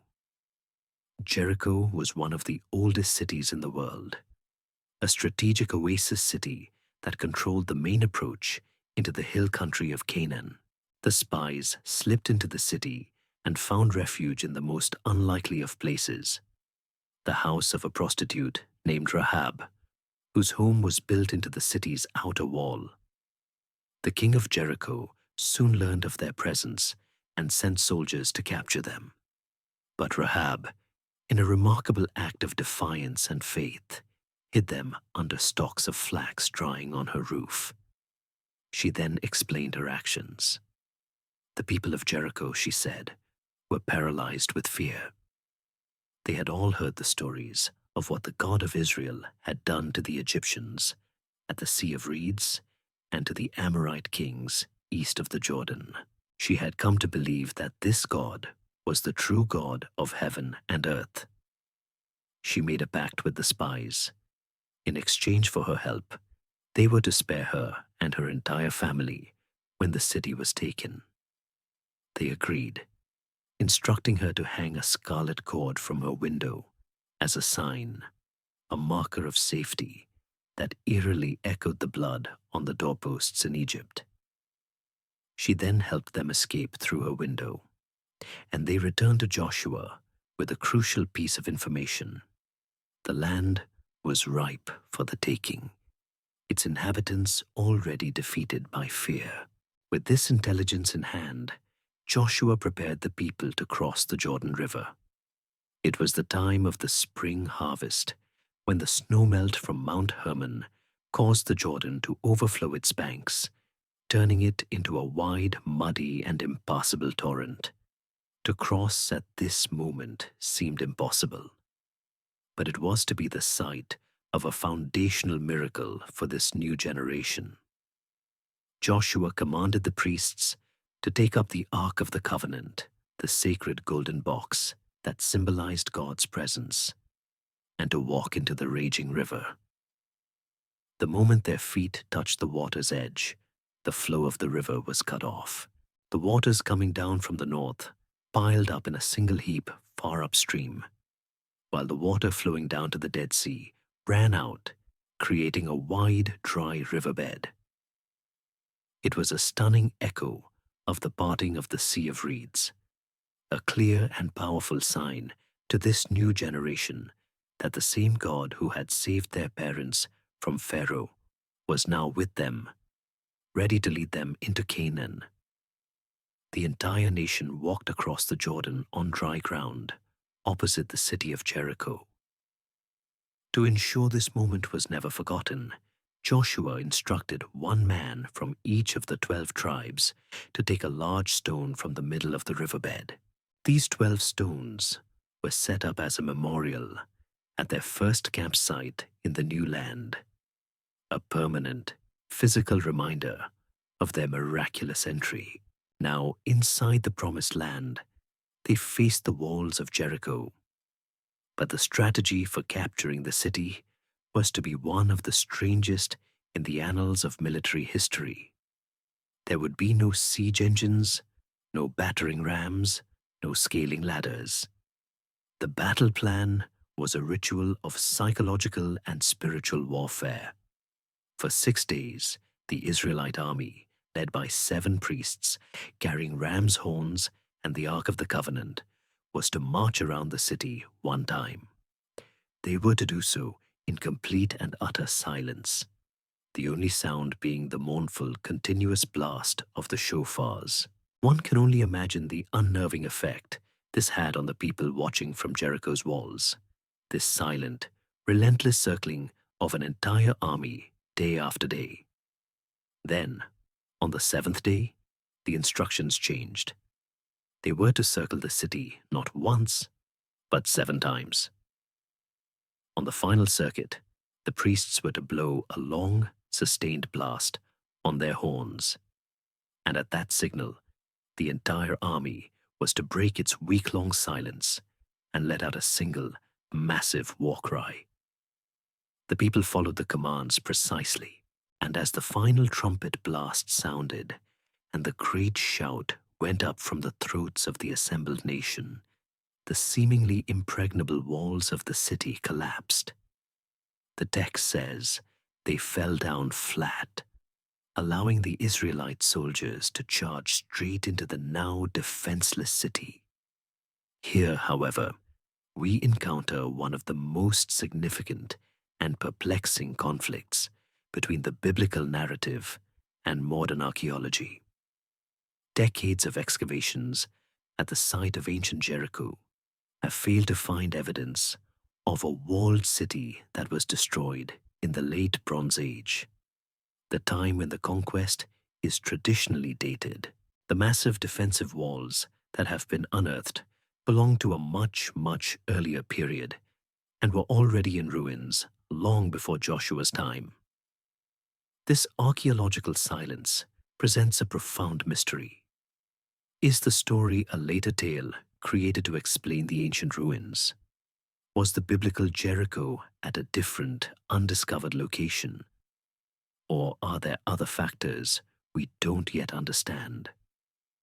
Whatever the historical reality, the story of Jericho became Israel's foundational story of conquest. A victory won not by military might, but by obedience and faith in a God who could bring down walls with a shout. The spectacular fall of Jericho was followed by a series of campaigns that broke the back of the organized Canaanite resistance in the central hill country. But the conquest under Joshua was not a clean sweep, not a total and complete displacement of every Canaanite from the land. The reality, as even the biblical text makes clear, was far messier. After the major victories, the land was divided among the 12 tribes of Israel, and each tribe was tasked with securing its own allotted territory. Many of the most powerful Canaanite strongholds, especially in the fertile plains and along the coast, were never taken. The Israelites were primarily successful in settling the more sparsely populated central hill country. This has led to a long and fascinating debate among historians and archaeologists. The traditional narrative, often called the conquest model, envisions a swift, unified military invasion. But the archaeological record does not show a widespread, uniform layer of destruction across Canaanite cities during this period. This has given rise to other theories. The peaceful infiltration model suggests that the early Israelites were nomadic or semi-nomadic peoples who gradually settled in the highlands, largely avoiding conflict with the city-states in the plains. Another idea, the peasant revolt model, proposes that the Israelites were not primarily outsiders at all, but a revolutionary coalition of marginalized Canaanite peasants, serfs, and outcasts who, inspired by a liberating theology of Yahweh, rose up and overthrew their feudal city-state overlords. The historical truth is likely a complex mixture of all three: some military conflict, some gradual settlement, and some internal social upheaval. Whatever the precise process of their settlement, after the death of Joshua and his generation, Israel entered a new and turbulent era. There was no king to succeed him, no capital city, no centralized government. Instead, Israel existed as a loose confederation of 12 independent tribes, each governing its own local affairs. Their only official bond was their shared history of the Exodus and their covenantal allegiance to Yahweh, whose presence was symbolized by the Ark of the Covenant, which rested at a central shrine in a town called Shiloh. This decentralized structure, something like a league of allied clans, could be effective when the tribes worked together, but it left them dangerously vulnerable when they did not. Without a standing army or a unified command, they were susceptible to being picked off one by their more organized neighbors. The greatest danger, however, was not external, but internal. As the Israelites settled down among the remaining Canaanite populations, they were constantly exposed to their culture, and most enticingly, their religion. The worship of the local agricultural gods, the Baals and the Asherahs, who were believed to control the rain and the fertility of the soil, held a powerful allure for a people transitioning from a nomadic life to a settled agrarian one. This tension between covenant loyalty and cultural assimilation produced a predictable and painful pattern that would define the next several centuries. The book of Judges lays out this bleak, cyclical history with a repeating, almost weary formula. First, there was sin. After a period of faithfulness, a new generation would arise who did not know the Lord or the work that he had done for Israel. They would abandon the covenant, build shrines on the high places, and begin to worship the Canaanite gods. Second came oppression. As a consequence of their apostasy, God would allow a neighboring enemy to dominate and oppress them. One time it would be the Moabites from the east, another time the Ammonites, or the fearsome Midianite raiders from the desert. Third came repentance. After years of suffering under foreign rule, the people would finally cry out to Yahweh, remembering the covenant and begging for deliverance. Fourth came deliverance. Hearing their cry, God would raise up a judge. A judge in this context was not a black-robed official in a courtroom, but a charismatic military and spiritual leader, often an unlikely hero from a humble background, who was empowered by God's Spirit to rally the tribes and throw off the yoke of the oppressor. Finally, after the victory, there would be rest. The land would have peace, but only for as long as that judge lived. Once the hero died, the people would inevitably forget the lesson, slide back into idolatry, and the whole dreary cycle would begin again.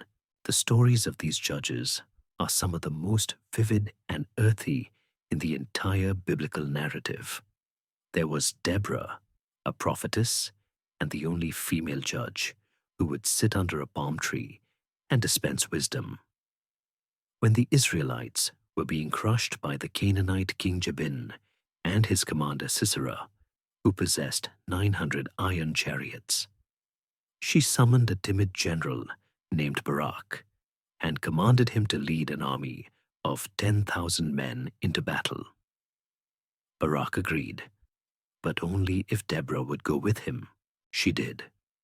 And in a stunning victory, a sudden downpour turned the battlefield into mud, neutralizing the Canaanite chariot advantage and leading to a complete rout of Sisera's forces. Later, when the Israelites were being impoverished by years of devastating raids from the Midianites, who would swarm in like locusts at harvest time, an angel of the Lord appeared to a young man named Gideon. He was from the weakest clan of his tribe, and he was secretly threshing wheat at the bottom of a winepress to hide it from the enemy. Despite his deep insecurities, Gideon was called to be the deliverer. He famously tested God with a fleece of wool, asking for signs to confirm his calling. He then raised an army of 32,000 men, but was told it was too large. Through a series of tests, his army was whittled down to a mere 300. With this tiny force, armed only with trumpets, clay jars, and torches, Gideon surrounded the vast Midianite camp at night. At his signal, they broke the jars, blew their trumpets, and shouted, creating such a cacophony and panic in the darkness that the Midianites turned on each other in confusion and fled.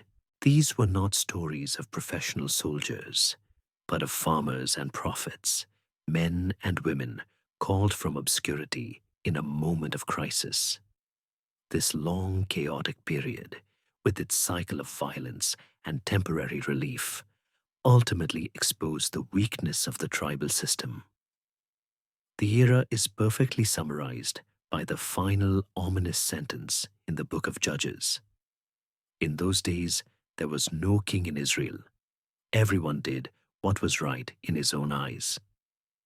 This state of near anarchy was unsustainable, and it created a growing yearning for a more permanent and powerful form of leadership. The chaotic cycle of the judges, with its temporary saviors and recurring apostasy, might have continued indefinitely, a painful but stable pattern of local crises and local deliverances.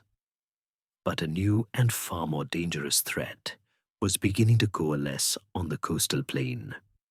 A technologically advanced and highly organized enemy that would push the loose tribal confederacy to its breaking point and change the course of Israel's history forever.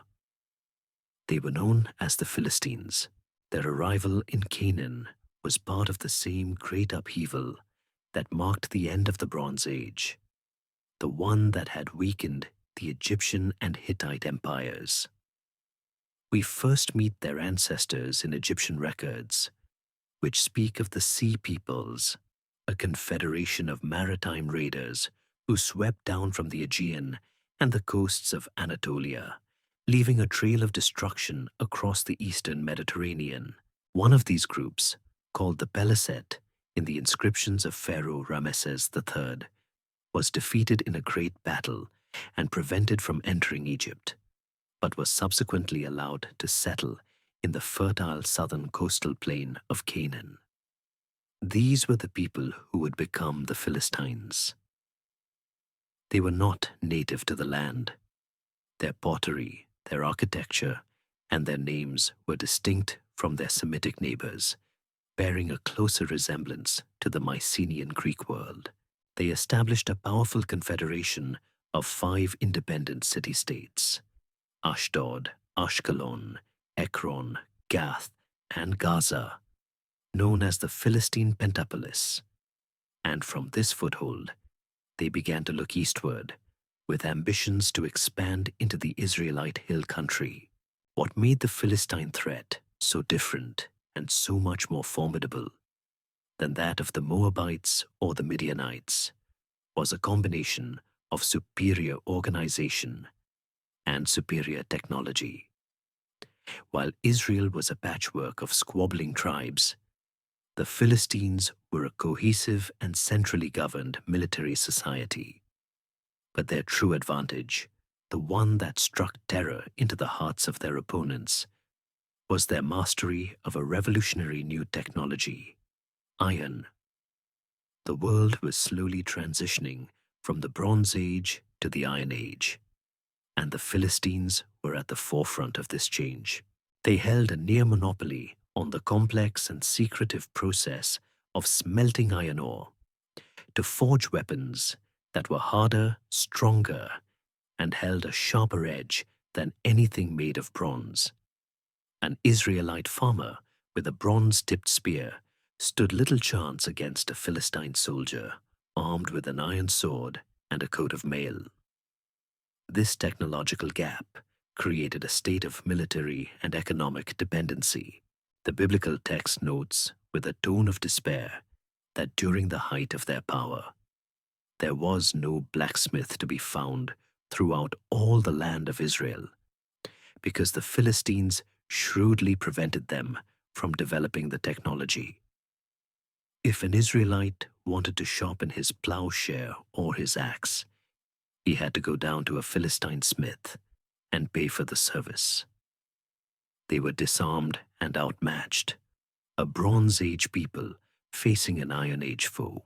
The early stages of this conflict are best embodied in the tragic and larger-than-life story of Samson. He was not a judge in the mold of Deborah or Gideon. He did not raise an army or lead the nation. He was a flawed, impulsive, and solitary strongman, a Nazarite from birth who was consecrated to God and endowed with superhuman strength, which resided in his uncut hair. His story, set in the borderlands between the tribe of Dan and Philistine territory, is not one of national liberation, but of a series of escalating personal vendettas, usually sparked by his weakness for Philistine women. His entire career was a chaotic, one-man war. When he was tricked out of the payment for a riddle at his own wedding feast, he caught 300 foxes, tied their tails together in pairs with torches, and set them loose in the Philistines' fields, burning their grain, vineyards, and olive groves. In retaliation, the Philistines killed his wife and father-in-law, which in turn led Samson to slaughter many of them in a rage. When his own people, the men of Judah, tried to hand him over to the Philistines to keep the peace, he snapped his bonds, picked up the fresh jawbone of a donkey, and single-handedly killed 1,000 Philistine soldiers. His feats were legendary, but they were the acts of an individual wrecking crew, not a strategic general. His story ends in tragedy, a parable of strength squandered. He finally revealed the secret of his power to the treacherous Delilah, who had him shorn in his sleep. Captured, blinded, and humiliated, he was put to work grinding grain in a prison in Gaza. His final act was one of suicidal vengeance. During a great festival, he was brought out to entertain the Philistine lords in the temple of their god, Dagon. Praying for one last burst of strength, he placed his hands on the 2 central pillars of the temple and pulled the entire building down, killing himself and thousands of his enemies. Samson's life was a microcosm of Israel's weakness. Even their greatest champion could achieve no lasting victory, only a cycle of personal, chaotic, and ultimately futile violence. Samson's personal war soon escalated into a national crisis. The Philistines were no longer content with border skirmishes. They began a systematic campaign to dominate the Israelite highlands.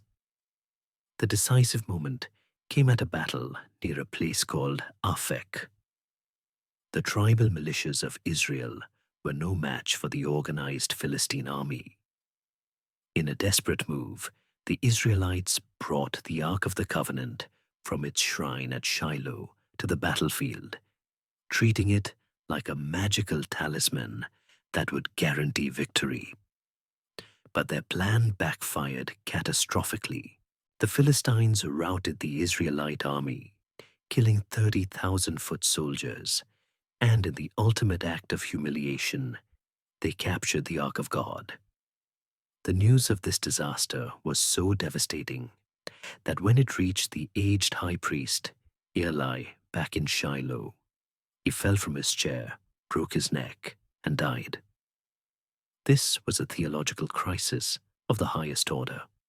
The sacred object that symbolized the very presence of God among his people was now a war trophy in the hands of their pagan enemies. The old shrine at Shiloh was likely destroyed in the aftermath. The defeat at Aphek and the capture of the Ark was the death knell for the era of the judges. It was the final undeniable proof that the decentralized tribal confederacy was an abject failure in the face of this new threat. A temporary leader who rose up for a single crisis was no longer enough. To survive, the 12 tribes would have to overcome their rivalries and unite. They needed a permanent central leader, a king, who could raise a standing army, develop a national strategy, and fight iron with iron. The looming shadow of Philistine domination had finally made the need for a monarchy not just a desire, but a necessity for survival. The national humiliation of the Ark's capture and the ongoing threat of Philistine domination created a political vacuum and a crisis of faith. The old ways were clearly not working. Into this void stepped the last and greatest of the judges, a man who would reluctantly guide Israel through its painful transition from a tribal league to a monarchy, the prophet Samuel. His own story began in the shadow of the national shrine at Shiloh, the very place that would later fall. Born to a barren woman named Hannah, who had tearfully prayed for a son, Samuel was dedicated to God from childhood, growing up in the tabernacle under the tutelage of the aging high priest Eli. He was a man who bridged two eras, a figure of immense spiritual authority, who served as a prophet, a priest, and a circuit-riding judge, traveling between the towns of Bethel, Gilgal, and Mizpah to settle disputes and call the people back to the covenant. After the disaster at Aphek, it was Samuel who rallied the nation, leading them to put away their idols and securing a period of peace after a decisive victory over the Philistines. For a time, his leadership provided a measure of the unity that had been so sorely lacking. But Samuel was growing old, and his sons, whom he had appointed as judges to succeed him, were corrupt. They took bribes and perverted justice, and the people saw that the old system of charismatic, temporary leadership was no longer a reliable solution. The elders of all the tribes of Israel gathered together and came to Samuel with a formal revolutionary demand. Their request was blunt and carried a deep theological sting. They did not ask for better judges or for Samuel to reform his sons. They said, "You are old, and your sons do not walk in your ways. Now appoint for us a king to judge us like all the other nations." The request deeply displeased Samuel. He heard in their words not a pragmatic political calculation, but a profound spiritual rejection. Their desire to be like all the other nations, to have a human king who would march out before them in splendor, was a renunciation of what was meant to make them unique. For centuries, their identity had been rooted in the belief that Yahweh was their king, and their security was found in the covenant, not in a standing army or a royal court. By demanding a king, they were choosing to place their trust in a visible human institution, to trade their special status as a covenant people for the conventional security of a worldly monarchy. God confirmed Samuel's fears, telling the old prophet, "Obey the voice of the people in all that they say to you, for they have not rejected you, but they have rejected me from being king over them." He instructed Samuel to grant their request, but only after he had delivered a solemn warning, a detailed forecast of what the reality of monarchy would cost them.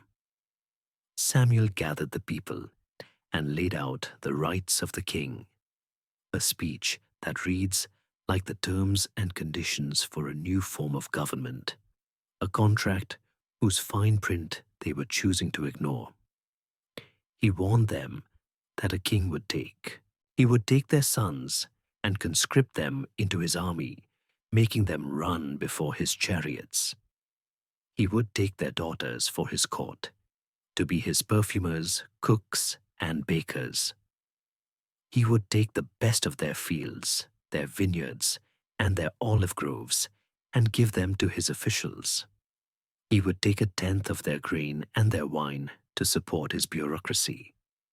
He would take their servants, their livestock, and their donkeys to do his work. "You yourselves," Samuel concluded, "will become his slaves, and in that day you will cry out because of your king, whom you have chosen for yourselves. But the Lord will not answer you in that day." It was a stark and unambiguous warning about the price of centralized power, taxes, conscription, and a loss of personal and tribal freedom. The people, however, were unmoved. Their desire for security from the Philistines overshadowed all other concerns. They bluntly refused Samuel's warning. "No," they insisted, "but there shall be a king over us, that we also may be like all the nations, and that our king may judge us and go out before us and fight our battles." The decision was made. They would have their king. The man chosen for this role was one of the most unlikely and ultimately tragic figures in Israel's history. His name was Saul, the son of Kish, from the small and unassuming tribe of Benjamin. The narrative introduces him as a man of impressive physical stature, handsome, and a head taller than anyone else, but with a personality marked by diffidence and a lack of ambition. He did not seek the throne. It seemed to find him by chance. The story of his anointing is charmingly rustic. Saul was sent by his father on a mundane errand to find their family's lost donkeys. After a long and fruitless search, his servant suggested they consult a famous seer who lived nearby, the prophet Samuel. When Saul came to him, Samuel revealed that he had been waiting for him, that God had chosen him to be the first king of Israel. In a private ceremony, Samuel took a flask of oil and poured it on Saul's head, anointing him as ruler. Saul's bewildered response was, "Am I not a Benjaminite, from the least of the tribes of Israel? And is not my clan the humblest of all the clans of the tribe of Benjamin? Why then have you spoken to me in this way?"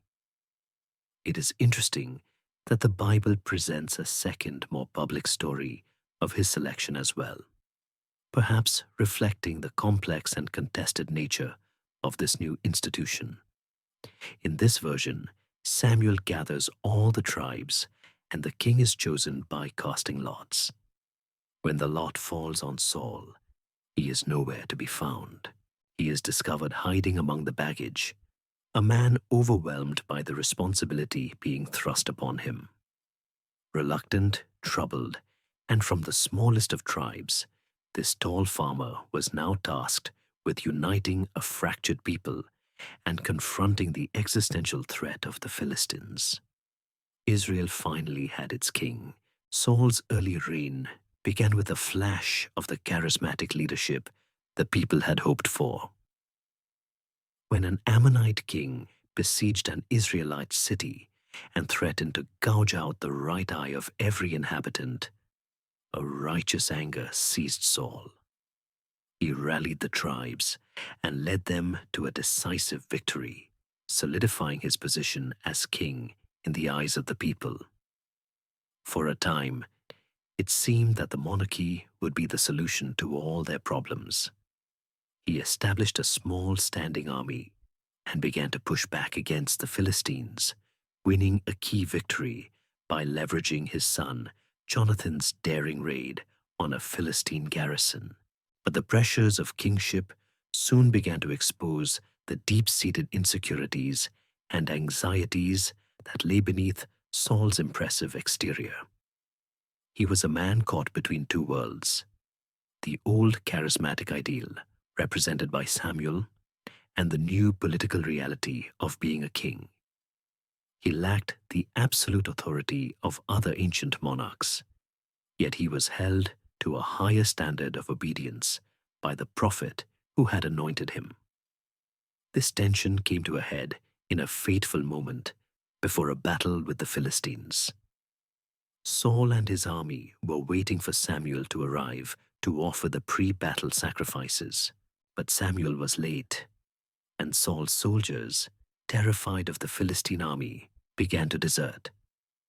In a moment of panic, fearing his army would melt away completely, Saul took matters into his own hands and offered the sacrifices himself, usurping a priestly role that was not his. When Samuel finally arrived, his judgment was severe. He declared that because of this act of disobedience, Saul's kingdom would not endure. This rejection by the prophet who had made him king seemed to break something in Saul, planting a seed of paranoia and religious melancholy that would grow to consume him.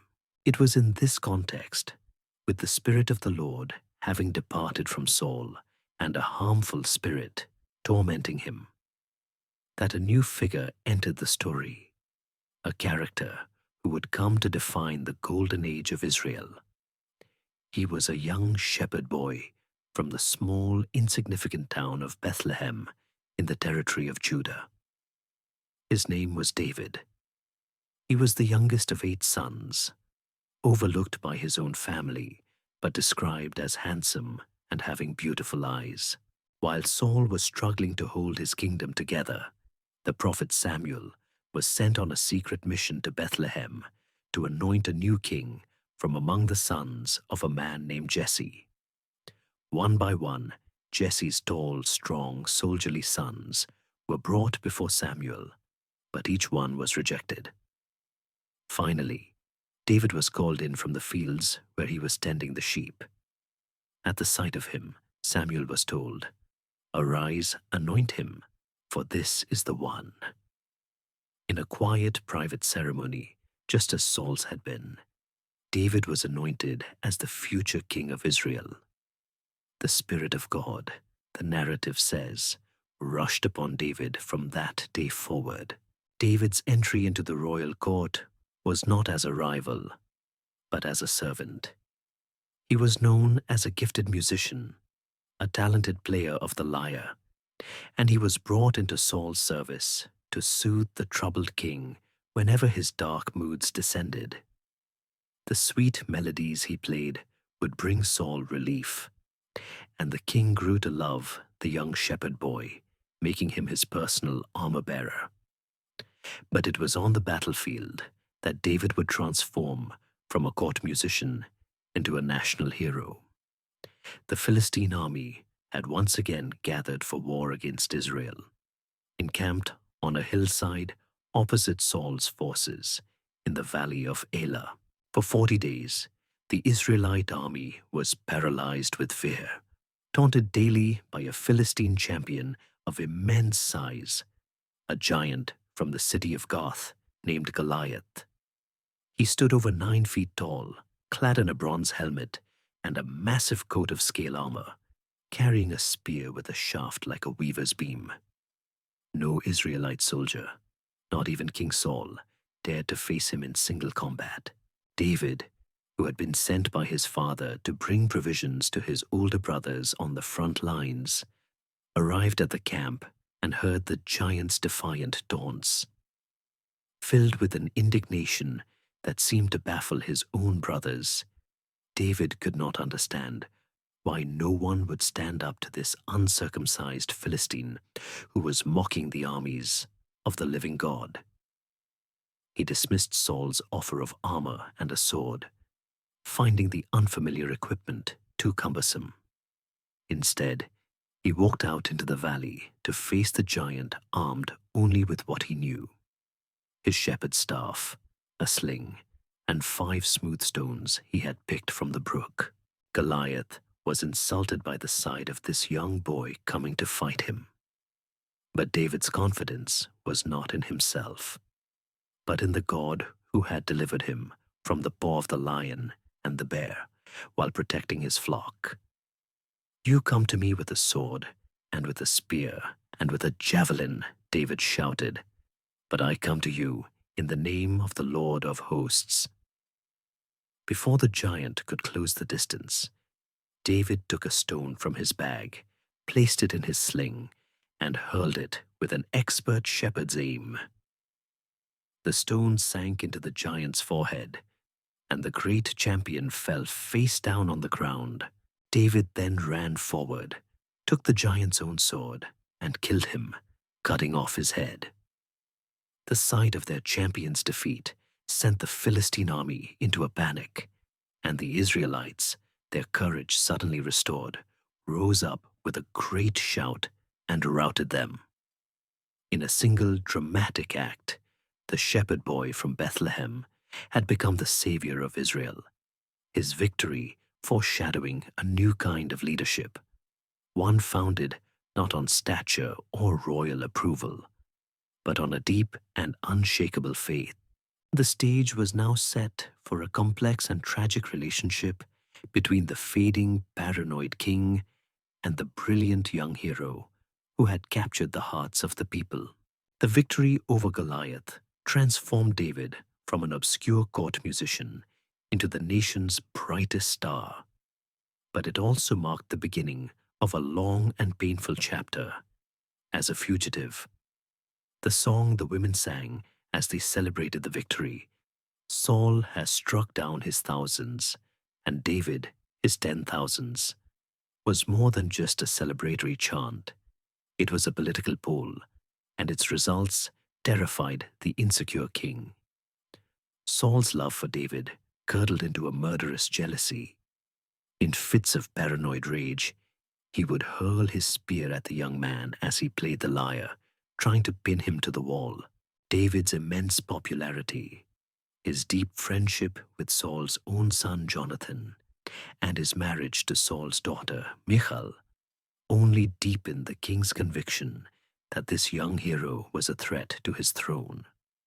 Forced to flee the royal court for his life, David became an outlaw, hiding in the rugged wilderness of Judea. Yet even in exile, his charisma and reputation drew people to him. He was joined by his family and soon became the captain of a motley crew of about 400 men, a band of the dispossessed, the indebted, and the discontented, who saw in him a true leader.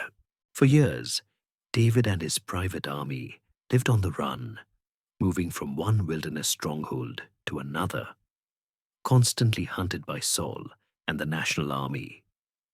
This period was a masterclass in guerrilla warfare, clever evasion, and remarkable restraint. Twice, the narrative highlights opportunities where David could have easily ended the conflict by killing his pursuer. On one occasion, Saul entered the very cave where David and his men were hiding to relieve himself. David's men urged him to strike, but he refused, secretly creeping forward and cutting off a corner of Saul's robe instead.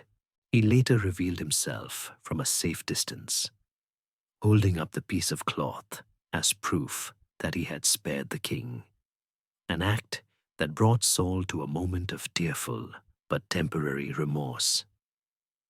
On another night, David and a companion snuck into the very heart of Saul's sleeping camp, where the king lay with his spear stuck in the ground by his head. Again, David refused to harm the Lord's anointed, taking only the spear and a jug of water as proof of his visit.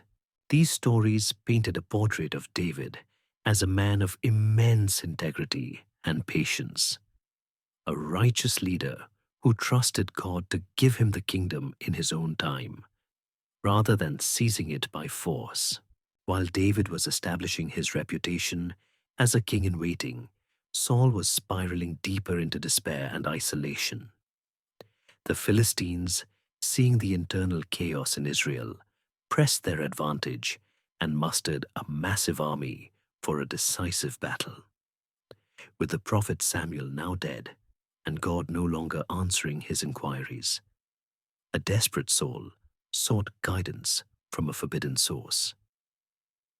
Disguising himself, he traveled by night to consult a medium, the witch of Endor, and asked her to summon the spirit of Samuel from the dead. The ghostly apparition of the prophet that rose had no words of comfort, only a grim prophecy of doom. The kingdom had been torn from him and given to David, and by the next day, he and his sons would be dead. The prophecy was fulfilled on the slopes of Mount Gilboa. The Philistine archers decimated the Israelite forces, and Saul's 3 sons, including his noble and valiant son Jonathan, David's beloved friend, were killed. Saul himself was critically wounded, facing the humiliation of capture. The first king of Israel asked his armor-bearer to kill him. When the man refused, Saul took his own sword, fell upon it, and died. It was a tragic end for a man who had begun with so much promise, but was ultimately crushed by his own insecurities. The death of Saul and Jonathan plunged the kingdom into a political crisis. Upon hearing the news, David did not rejoice. Instead, he tore his clothes and composed a beautiful, heartfelt lament, a poem of exquisite grief for the flawed king and the dear friend he had lost. With Saul gone, the Philistines controlled much of northern Israel, and the nation was once again fractured. David traveled to the southern city of Hebron, where the elders of his own tribe of Judah promptly anointed him as their king. Meanwhile, in the north, Saul's ambitious army commander, Abner, installed Saul's only remaining son, the weak and ineffectual Ishbosheth, as king over the other tribes. For 7.5 years, a tense civil war simmered between the house of Saul in the north and the house of David in the south. David's power and influence steadily grew, while the house of Saul became weaker and weaker. The conflict was finally resolved, not by a great battle, but through political intrigue and assassination. After a bitter falling out with Ishbosheth, Abner secretly defected to David's side, but was murdered by David's own volatile commander, Joab. Not long after, Ishbosheth himself was assassinated by 2 of his own captains, who hoped to gain favor with David. David, however, publicly condemned both murders and had the assassins executed, making it clear that he would not build his kingdom on treachery. With the house of Saul now extinct, the elders of the northern tribes came to Hebron, acknowledged David's leadership, and anointed him king over all of Israel. The 12 tribes were finally united under a single, strong leader. David's first act as king of the united monarchy was a stroke of political genius that would secure his legacy. He needed a new capital, a neutral site that was not associated with either the southern or northern tribes, to serve as the heart of his kingdom. He set his sights on a formidable ancient Jebusite fortress that stood on a ridge between the territories of Judah and Benjamin, the city of Jerusalem. Believed to be impregnable, it had resisted Israelite capture for centuries. David's forces, led by the daring Joab, captured the city through a surprise attack, possibly by using its water shaft to infiltrate the walls. David immediately claimed it as his personal city, the city of David, and began to build it up. It is a point of modern archaeological debate just how grand this city was. While the Bible describes a great capital, the physical remains from this specific period are more modest, leading some to question the scale of David's empire. But its political and spiritual importance was undeniable. To sanctify his new capital, David arranged for the Ark of the Covenant, which had been in exile for years, to be brought to Jerusalem with great celebration. As the symbol of God's presence entered the city in a joyous procession, Jerusalem was transformed from a conquered fortress into the sacred center of Israel's national life, the political and religious heart of a new golden age. With the Ark of the Covenant safely ensconced in Jerusalem and the kingdom unified under his rule, David's reign entered a period of unprecedented power and stability. He subdued the remaining Philistines, conquered the surrounding nations of Moab, Edom, and Ammon, and forged a small but formidable empire. Yet this golden age was not without its shadows, and a series of tragic personal failings would nearly tear his own house apart and cast a long shadow over his legacy. The turning point came at the height of his power.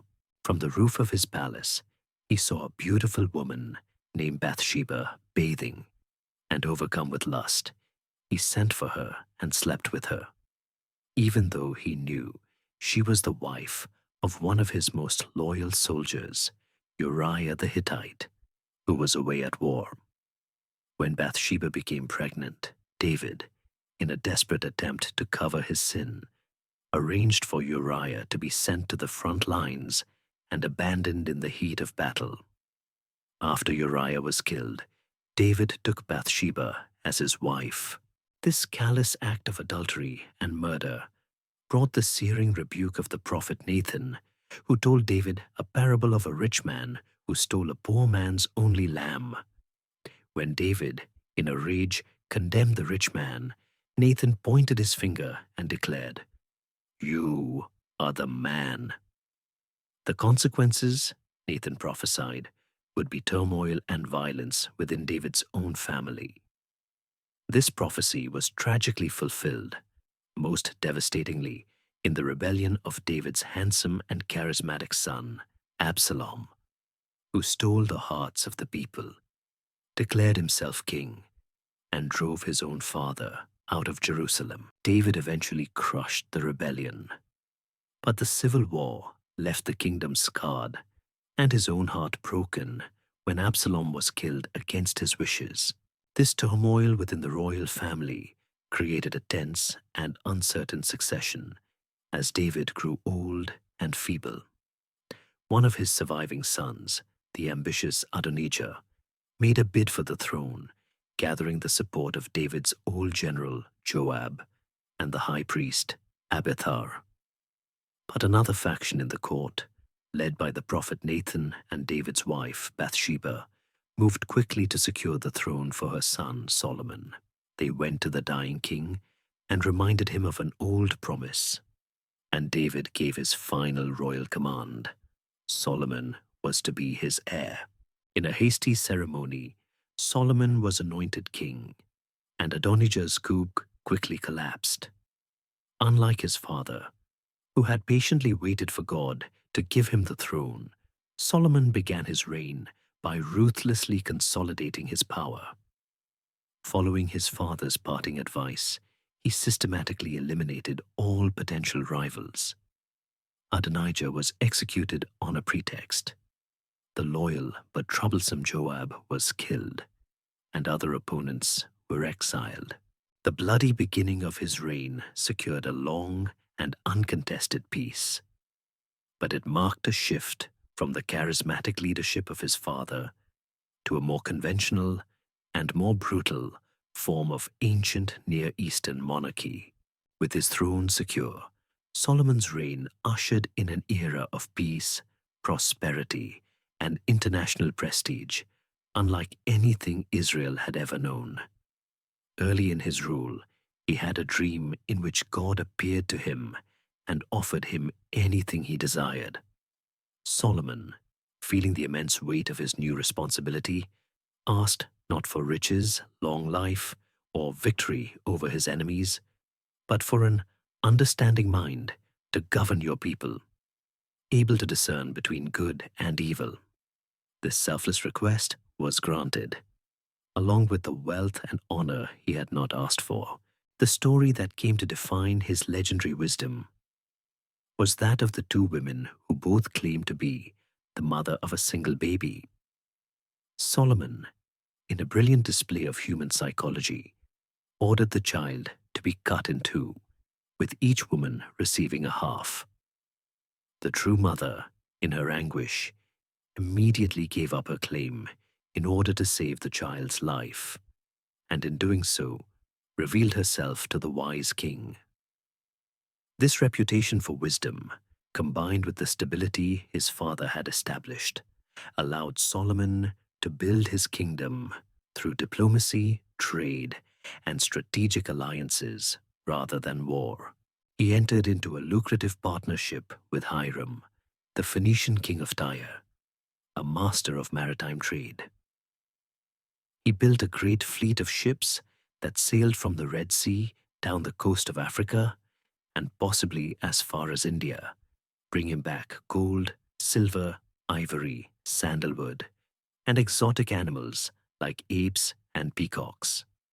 He married the daughter of the Egyptian pharaoh, a diplomatic coup that secured his southern border, and he accumulated a legendary harem of 700 wives and 300 concubines, many of them foreign princesses who sealed political alliances with surrounding nations. Jerusalem was transformed from a rustic hill country capital into a cosmopolitan center of wealth and power. The crowning achievement of Solomon's reign, the project that would define his legacy for all time, was the construction of the first temple in Jerusalem. His father David had dreamed of building a permanent, magnificent house for the Ark of the Covenant. But the prophet Nathan had told him that this task was not for him, a man of war, but for his son, a man of peace. Solomon poured the immense wealth of his kingdom into this grand undertaking. It was an international project of unprecedented scale. He imported the finest cedar and cypress wood from the forests of Lebanon, thanks to his alliance with King Hiram. He brought in skilled Phoenician craftsmen to oversee the work.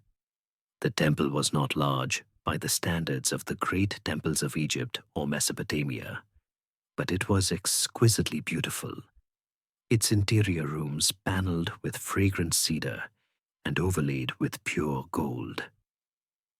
It took 7 years to build a perfectly constructed jewel box of a building, and its dedication was the high point of the united monarchy.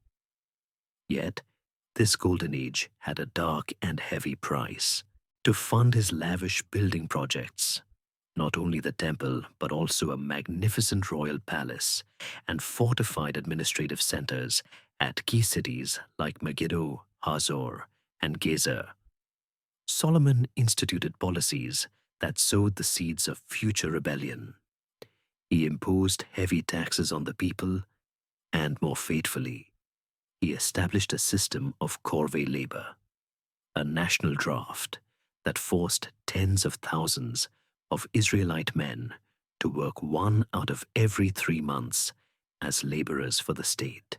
This system of forced labor was deeply resented, especially by the 10 northern tribes, who felt that the burdens of the monarchy fell most heavily on them, while the benefits flowed primarily to the royal court in Judah.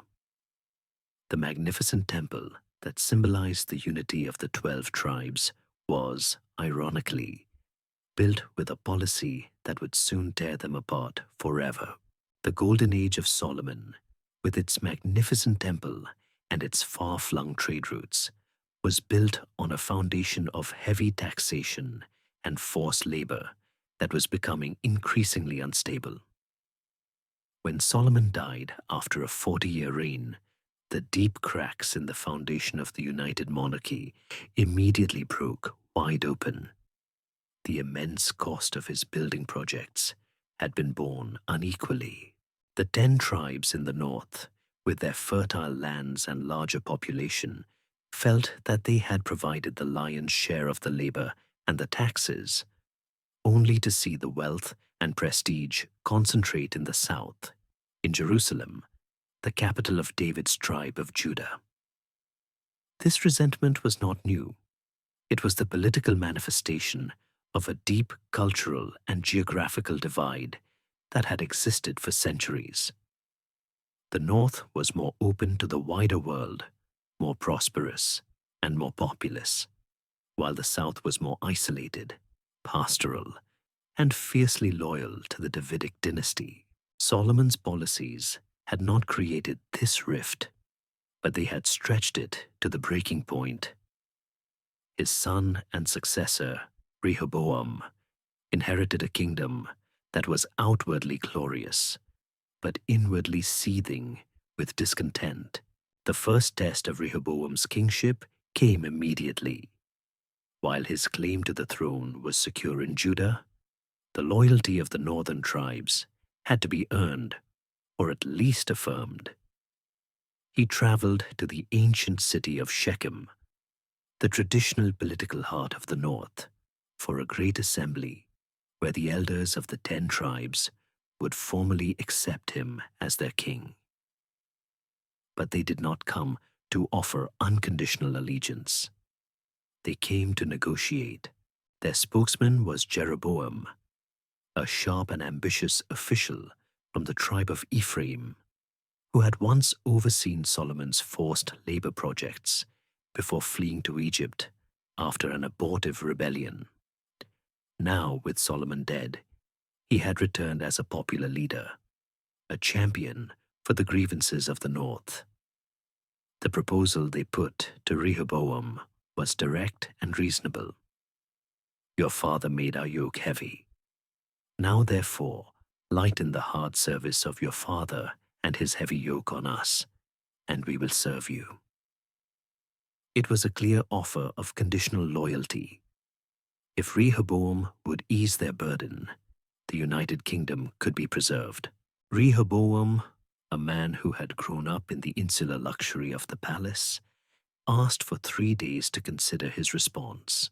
What followed was a pivotal decision that would irrevocably alter the course of Israel's history. Rehoboam held 2 very different counseling sessions. First, he consulted the old men, the seasoned advisors who had served his father Solomon for decades. They understood the delicate political balance of the kingdom, and their advice was wise and simple. They told him to be a servant to the people for 1 day, to speak good words to them and grant their request. If he did this, they assured him, the people would be his loyal servants forever. It was a strategy of conciliation and humility. But Rehoboam, full of the arrogance of a young man who has inherited power rather than earned it, rejected their counsel. He then turned to the young men he had grown up with, the other princes and nobles of the court who knew nothing of hardship or diplomacy. Their advice was a disastrous exercise in pride and political posturing. They told him that any concession would be seen as weakness. He had to be strong, to be even tougher than his father. They fed his ego and armed him with the words that would destroy his kingdom, crafting for him a reply of pure, unadulterated arrogance.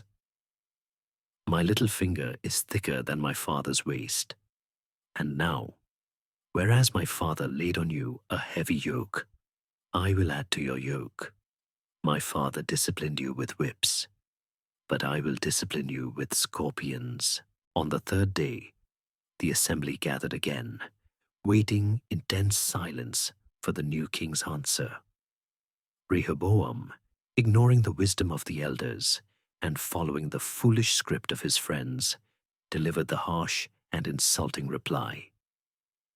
The reaction from the northern tribes was instantaneous and decisive. The carefully worded speech, designed to project strength, was instead heard as a declaration of tyranny. It was the final insult that shattered their allegiance to the house of David. A rebellious cry, an ancient tribal slogan of secession, erupted from the crowd. "What portion do we have in David? We have no inheritance in the son of Jesse. To your tents, O Israel. Look now to your own house, David." The 10 northern tribes summarily renounced their loyalty to Rehoboam and the Davidic dynasty. In a last foolish attempt to assert his authority, Rehoboam sent Adoniram, his minister in charge of forced labor, to command the people.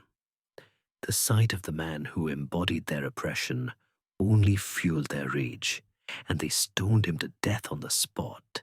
A terrified Rehoboam scrambled into his chariot and fled for his life back to the safety of Jerusalem. The united monarchy, which had lasted for just over a century under Saul, David, and Solomon, was irrevocably shattered. The 10 tribes in the north acclaimed Jeroboam as their king and established the independent kingdom of Israel. In the south, the tribes of Judah and the small tribe of Benjamin remained loyal to Rehoboam, forming the much smaller kingdom of Judah. For the next 2 centuries, the children of Abraham, Isaac, and Jacob would exist as 2 separate, rival nations, often engaged in bitter border wars and competing for political and religious legitimacy. The Golden Age was definitively over. The split was now a political reality, but Jeroboam, the new king of the more populous and powerful northern kingdom of Israel, faced an immediate and existential problem. The heart of Israelite religious life, the magnificent Temple of Solomon, was in Jerusalem, which was now the capital of his rival, Rehoboam. According to the law, all Israelite men were required to travel to the temple 3 times a year for pilgrimage festivals. Jeroboam, a shrewd political operator, understood that this religious allegiance could easily undermine his rule. If the hearts of his people were still in the temple, their political loyalty could eventually follow. Returning to the house of David, to prevent this, and to create a distinct and independent national identity for his new kingdom, he made a fateful decision, one that the biblical historians would forever condemn as the sin of Jeroboam. He decided to decentralize worship, providing his people with convenient, state-sponsored alternatives to Jerusalem. At the far northern and southern borders of his kingdom, in the ancient holy sites of Dan and Bethel, he established 2 new royal sanctuaries, and in each of them he erected a golden calf. Now, it is unlikely that Jeroboam intended for the people to worship the statues themselves. More probably, the calves were meant to serve as pedestals upon which the invisible Yahweh was enthroned, a common motif in ancient Near Eastern art. But the imagery was dangerously close to the idolatry of the golden calf at Sinai, and it severed the northern kingdom's connection to the Ark of the Covenant and the Jerusalem priesthood, setting it on a path of religious syncretism from its very inception. From this point forward, the 2 kingdoms embarked on separate and starkly divergent destinies. The southern kingdom of Judah, ruled by Rehoboam and his descendants, was smaller, more isolated, and generally poorer. Tucked away in the rugged hill country, it was largely shielded from the major international trade routes and the political machinations of the great empires. Its history was one of relative stability, defined by 2 unshakable institutions, the Temple in Jerusalem and the unbroken dynasty of the House of David. For nearly 4 centuries, despite periods of corruption and faithlessness, an heir of King David would almost always sit on the throne in Jerusalem, a remarkable feat of dynastic continuity in the ancient world. In contrast, the northern kingdom of Israel was larger, richer, and controlled more fertile land and lucrative trade routes. It was more cosmopolitan, more engaged with its powerful neighbors like Phoenicia and Aram Damascus, and consequently more prone to foreign, cultural, and religious influences. But its greatest weakness was its chronic political instability. Without the unifying principle of a divinely chosen dynasty like David's, the throne of Israel was perpetually up for grabs.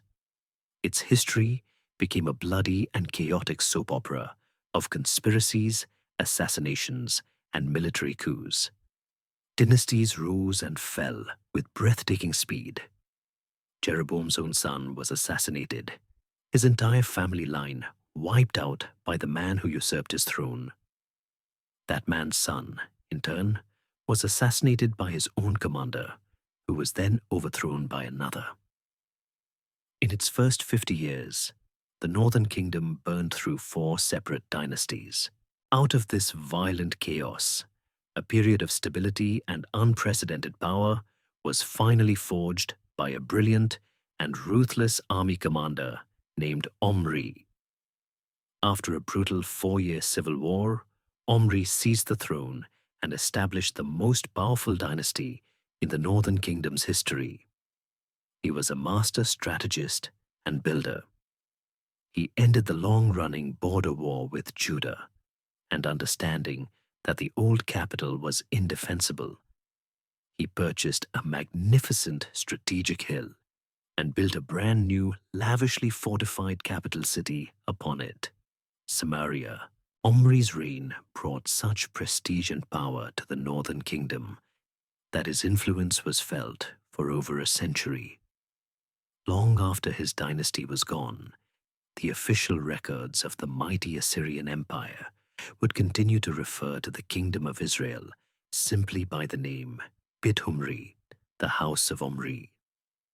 This is a crucial historical anchor, as Omri's name and his conflicts are mentioned on the Mesha Stele, a famous inscribed stone erected by a rival king of Moab, providing powerful, extra-biblical confirmation of the power and reality of the northern kingdom, as described in the biblical text.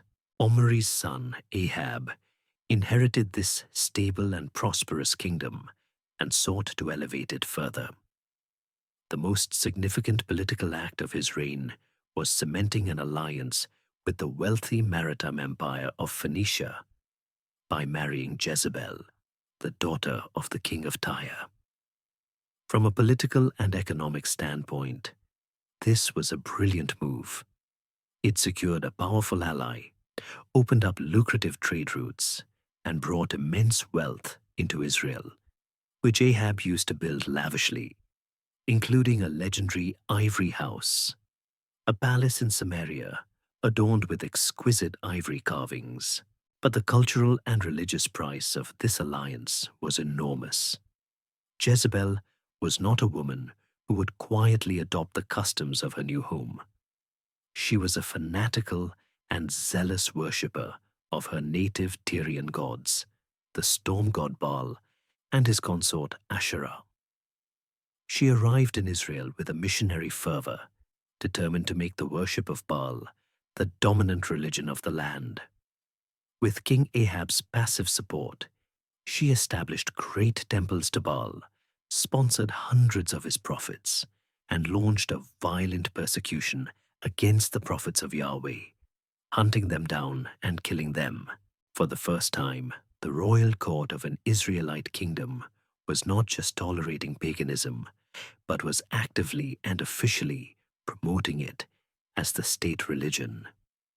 The foundational covenant, the exclusive loyalty to the God who had brought them out of Egypt, was being systematically dismantled from the top down.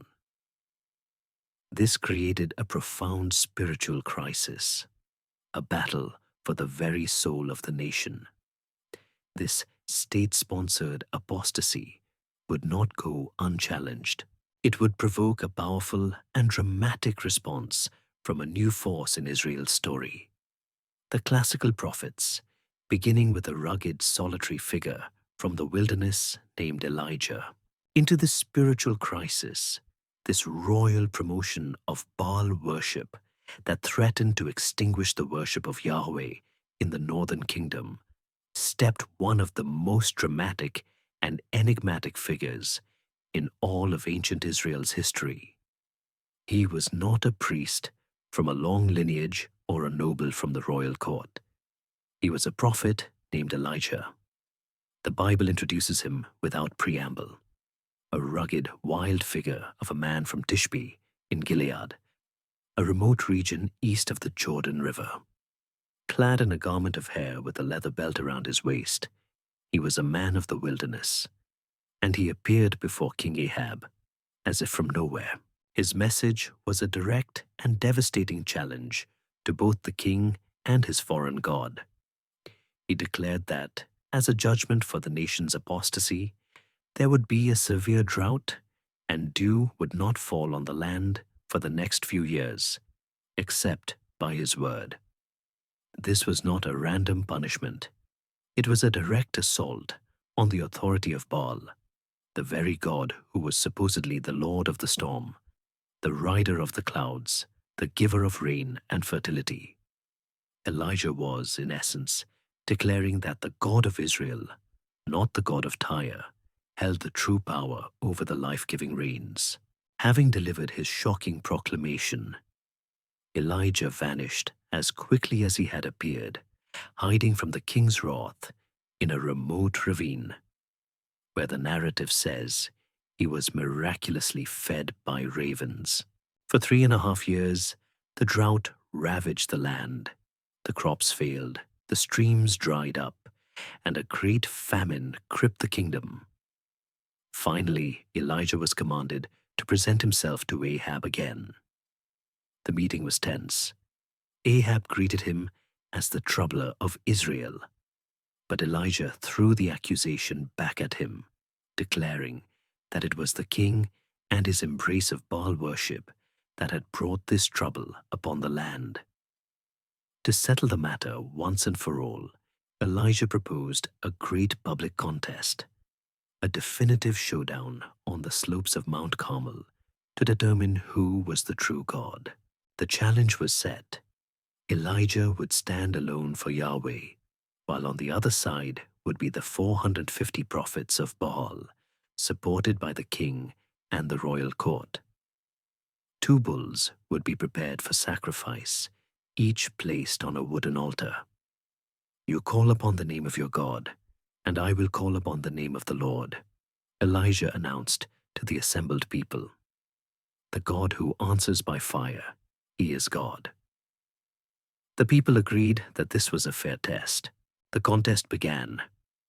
From morning until noon, the 450 prophets of Baal performed their frenzied rituals around their altar. They danced, they chanted, they shouted the name of their God, but there was no voice, no answer, no sign of fire. As the hours dragged on, Elijah began to mock them with biting sarcasm. Cry aloud, he taunted them, for he is a god. Either he is musing, or he is relieving himself, or he is on a journey, or perhaps he is asleep and must be awakened. Goaded by his taunts, they became even more desperate, leaping upon the altar and gashing themselves with swords and lances until their blood flowed, a common practice in ancient ecstatic cults. But their efforts were futile. The afternoon passed, and a profound silence still hung over their unanswered altar. Then it was Elijah's turn. He calmly went about his preparations, not on a new altar, but on an ancient, ruined altar to Yahweh that was already on the mountain. He repaired it using 12 stones, one for each of the tribes of Israel. He dug a deep trench around it, and then, to make the test impossibly difficult, he had the people douse the entire altar and the sacrificial bull with 12 large jars of water, until the wood was saturated and the trench was completely filled. Standing before the dripping altar, Elijah offered not a frantic incantation, but a simple, quiet, and powerful prayer. The response was immediate and spectacular.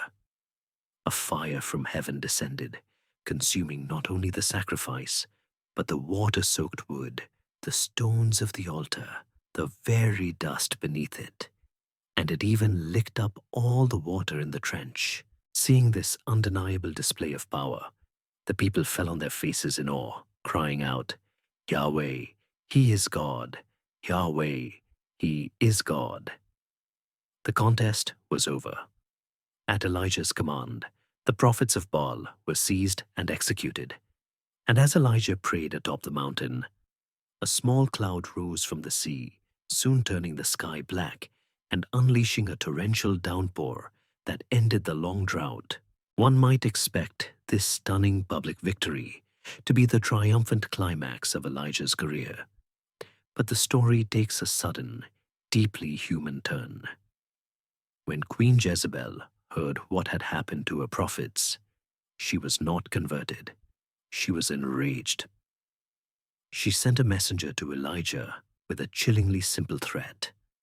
By this time tomorrow, he would be as dead as her prophets were.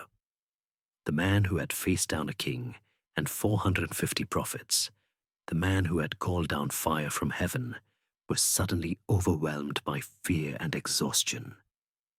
He fled for his life, running far to the south, deep into the wilderness. He collapsed under a solitary broom tree in a state of utter despair and prayed for God to take his life. It is enough. Now, O Lord, take away my life, for I am no better than my fathers. But his mission was not over. Strengthened by an angel, he journeyed for 40 days and 40 nights until he reached Mount Horeb, which is Sinai, the very place where Moses had received the covenant law. Hiding in a cave on the sacred mountain, he waited for a divine word. He was told to stand and wait for the Lord to pass by. First came a great and powerful wind that tore at the mountains. But God was not in the wind. After the wind came a mighty earthquake. But God was not in the earthquake. After the earthquake came a fire, like the one on Carmel. But God was not in the fire. And after the fire came the sound of a low whisper, a still, small voice. It was here, in the quiet intimacy of this gentle sound, that God renewed Elijah's commission, assuring him that he was not alone and that his work would continue. He was instructed to anoint a new king over Aram, a new king over Israel, and most importantly, a successor to carry on his prophetic work, a young man named Elisha. Elijah returned from the mountain, found Elisha plowing a field, and in a symbolic gesture, threw his own mantle over the young man's shoulders, passing on the authority and the burden of the prophetic office. The prophetic mantle had passed from Elijah to his successor, Elisha, who would continue to confront the kings of Israel with the word of the Lord. One of Elisha's first and most consequential acts was to fulfill the commission his master had received on Mount Horeb, to anoint a new king who would bring judgment upon the idolatrous house of Ahab. Elisha dispatched a young prophet to an army encampment where he secretly anointed a fiery and ambitious commander named Jehu as the new king of Israel.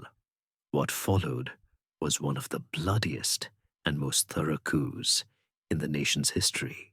Moving with terrifying speed, Jehu drove his chariot furiously back to the city of Jezreel and personally killed the reigning king of Israel, Joram, as well as the visiting king of Judah, who was a relative of the Omri dynasty. He then turned his attention to the architect of Baal worship, the dowager Queen Jezebel. Hearing of his arrival, the aging but defiant queen put on her makeup and looked out her window, only to be thrown down into the street by her own eunuchs at Jehu's command. His purge continued with the systematic execution of all 70 of Ahab's sons and the slaughter of the remaining priests of Baal. While this bloody revolution wiped out the house of Omri and eradicated official Baal worship as prophesied, it was a profoundly destabilizing event. Jehu's coup, though divinely sanctioned, severely weakened the kingdom and plunged it into a period of decline, leaving it vulnerable just as a terrifying new superpower was rising in the east. From the plains of Mesopotamia, the Neo-Assyrian Empire was beginning to stir, forging a military machine of unprecedented scale, efficiency, and brutality. The Assyrians were masters of siege warfare, employing massive iron-tipped battering rams, mobile siege towers, and corps of engineers who would tunnel under city walls. Their conquests were legendary for their cruelty, a deliberate policy of terror designed to crush the will of their enemies before a battle even began. Their palace walls were decorated with stone reliefs graphically depicting the flaying of captives and the impalement of enemy leaders. By the mid-9th century BCE, this Assyrian storm began to move west, and the small kingdoms of the Levant, including Israel, were directly in its path. We have powerful extra-biblical proof of this new reality. A famous Assyrian monument, the Black Obelisk of King Shalmaneser III, depicts a series of vanquished kings bringing him tribute. In one of the panels, a figure labeled Jehu, son of Omri, is shown groveling on his hands and knees, his face in the dust before the Assyrian king. From this point forward, the northern kingdom of Israel would live in the shadow of Assyria, its independence becoming increasingly fragile. For the next century, its kings were often little more than vassals, forced to pay immense annual tribute in gold and silver to keep the ravenous Assyrian army from their gates.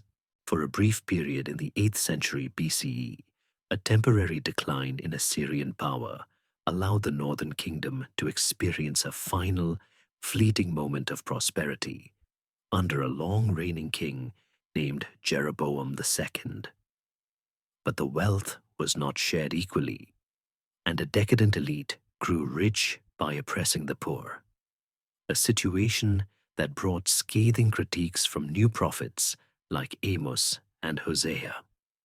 When the Assyrian Empire roared back to life under the brilliant and ruthless conqueror Tiglath-Pileser III, this fragile prosperity vanished. The Assyrians swept through the region, turning neighboring kingdoms into provinces and demanding even heavier tribute. The last kings of Israel found themselves in an impossible position, caught between the Assyrian hammer and the temptation to rebel. The end came under Israel's last king, a man named Hoshea. He had been placed on the throne as a loyal puppet of the Assyrians, but he made a fatal political miscalculation. Encouraged by the promise of aid from Egypt, a rival power that was by this time a pale shadow of its former glory, Hoshea decided to rebel. He stopped sending the annual tribute to the Assyrian capital of Nineveh. It was a suicidal act of defiance. The Assyrian response was as swift as it was predictable. The Assyrian king, Shalmaneser V, invaded Israel, crushed all opposition in the field, and laid siege to the heavily fortified capital city of Samaria. The city, built on a commanding hill by Omri, was a formidable fortress, and it held out for 3 long years. But the outcome was never in doubt. Finally, around the year 722 BCE, the city's defenses were breached and Samaria fell. The Assyrian king Sargon II, who came to the throne at the end of the siege, boasted of the victory in his own royal inscriptions, a record that still exists today. "I besieged and conquered Samaria," he wrote, "led away as booty 27,090 inhabitants of it." But the Assyrians did not simply conquer and occupy. They implemented a unique and brutal imperial policy to ensure that a conquered nation would never rise again. They carried out a mass deportation of the Israelite population.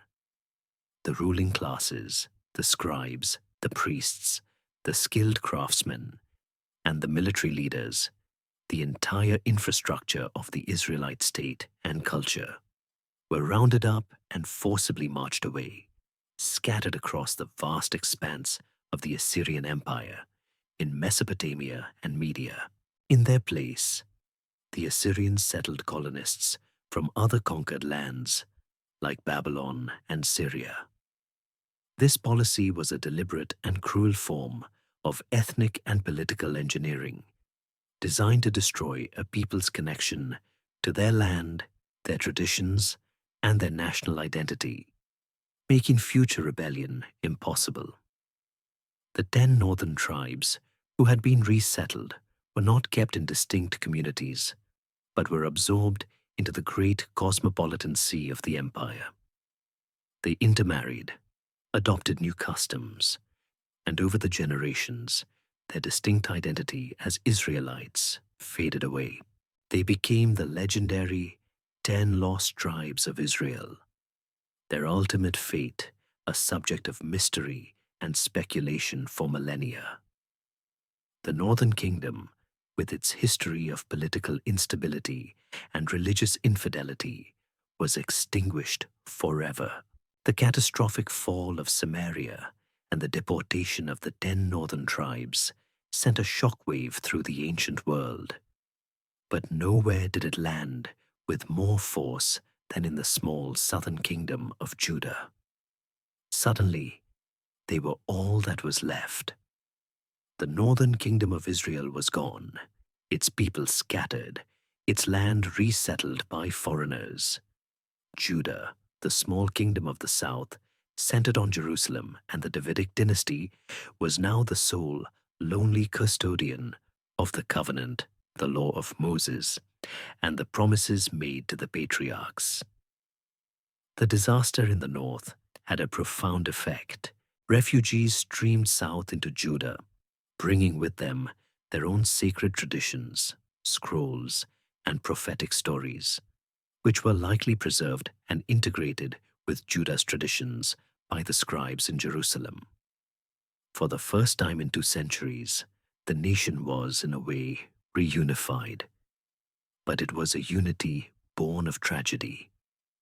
Judah was now a tiny, vulnerable vassal state, trying to survive in a world completely dominated by the terrifying might of the Assyrian Empire. It was in this precarious environment that one of Judah's greatest kings, Hezekiah, came to the throne. He witnessed the final years of the northern kingdom and seemed to have learned its lessons well. He embarked on a sweeping religious reform, seeking to purify his kingdom from the idolatrous influences that had led his northern cousins to ruin.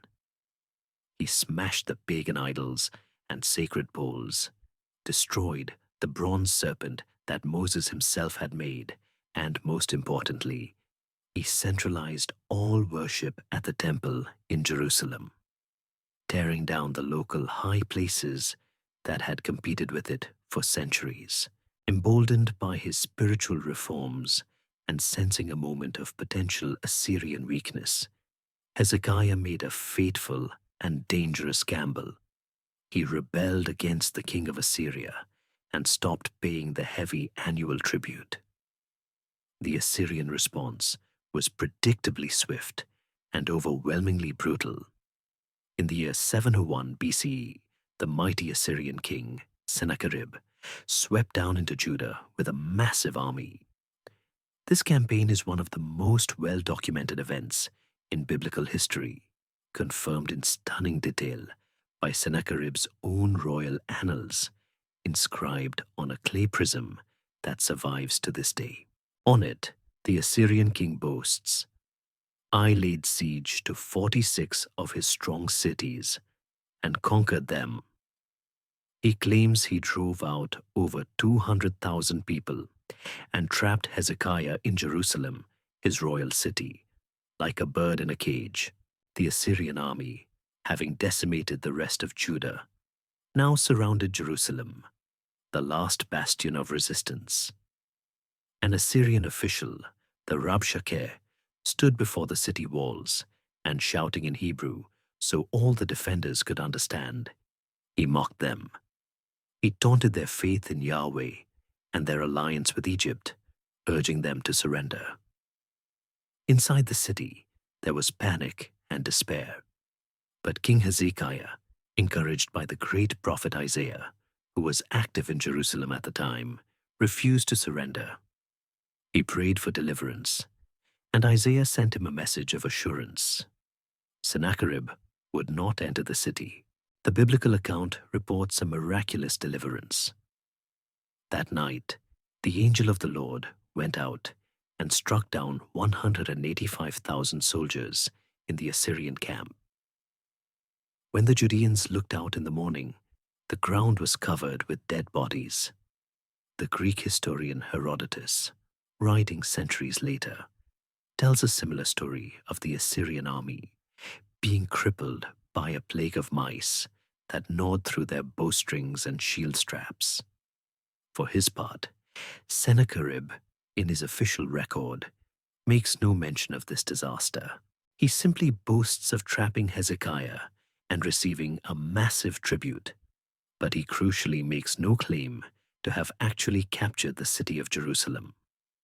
Both sources Israelite and Assyrian, agree on the central fact: Jerusalem was besieged, but it was not taken. The city's miraculous survival profoundly shaped Judah's theology for the next century, creating a powerful belief that Jerusalem was inviolable, that God would never allow his holy city and temple to be destroyed. This high point of faith under Hezekiah was followed by one of the lowest points in Judah's history. His son Manasseh inherited the throne, and in a complete and shocking reversal of his father's policies, he embarked on a 55-year reign that is remembered as the most wicked and idolatrous of any Davidic king. He rebuilt the pagan high places his father had destroyed. He erected altars to Baal and Asherah inside the courtyards of the temple itself. He dabbled in sorcery and witchcraft, and the text says he even practiced child sacrifice, burning his own son as an offering in the valley of Hinnom. His reign was a long, dark era of apostasy that thoroughly reversed all of Hezekiah's reforms.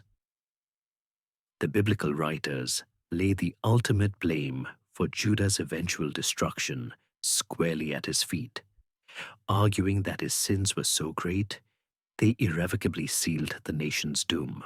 After Manasseh's evil reign, however, came one final brilliant flash of reform and faithfulness. His grandson, the young King Josiah, ascended the throne and proved to be the most righteous king since David.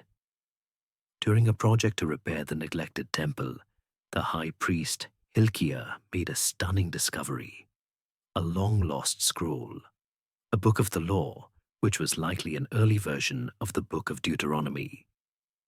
When the scroll was read to Josiah, he tore his clothes in horror, realizing how profoundly the nation had violated its covenant with God. He launched the most thorough religious purification in Judah's history. He purged the temple of all pagan objects, destroyed the rural shrines, and led the entire nation in a solemn ceremony to renew the covenant. But this revival, however sincere, came too late to change the nation's fate. The geopolitical landscape was shifting once more. The seemingly invincible Assyrian Empire was rapidly crumbling, weakened by internal strife and attacks from a new rising power, the Neo-Babylonian Empire. In a foolish attempt to aid the fading Assyrians, King Josiah tried to intercept an Egyptian army marching north and was killed in battle at Megiddo in 609 BCE.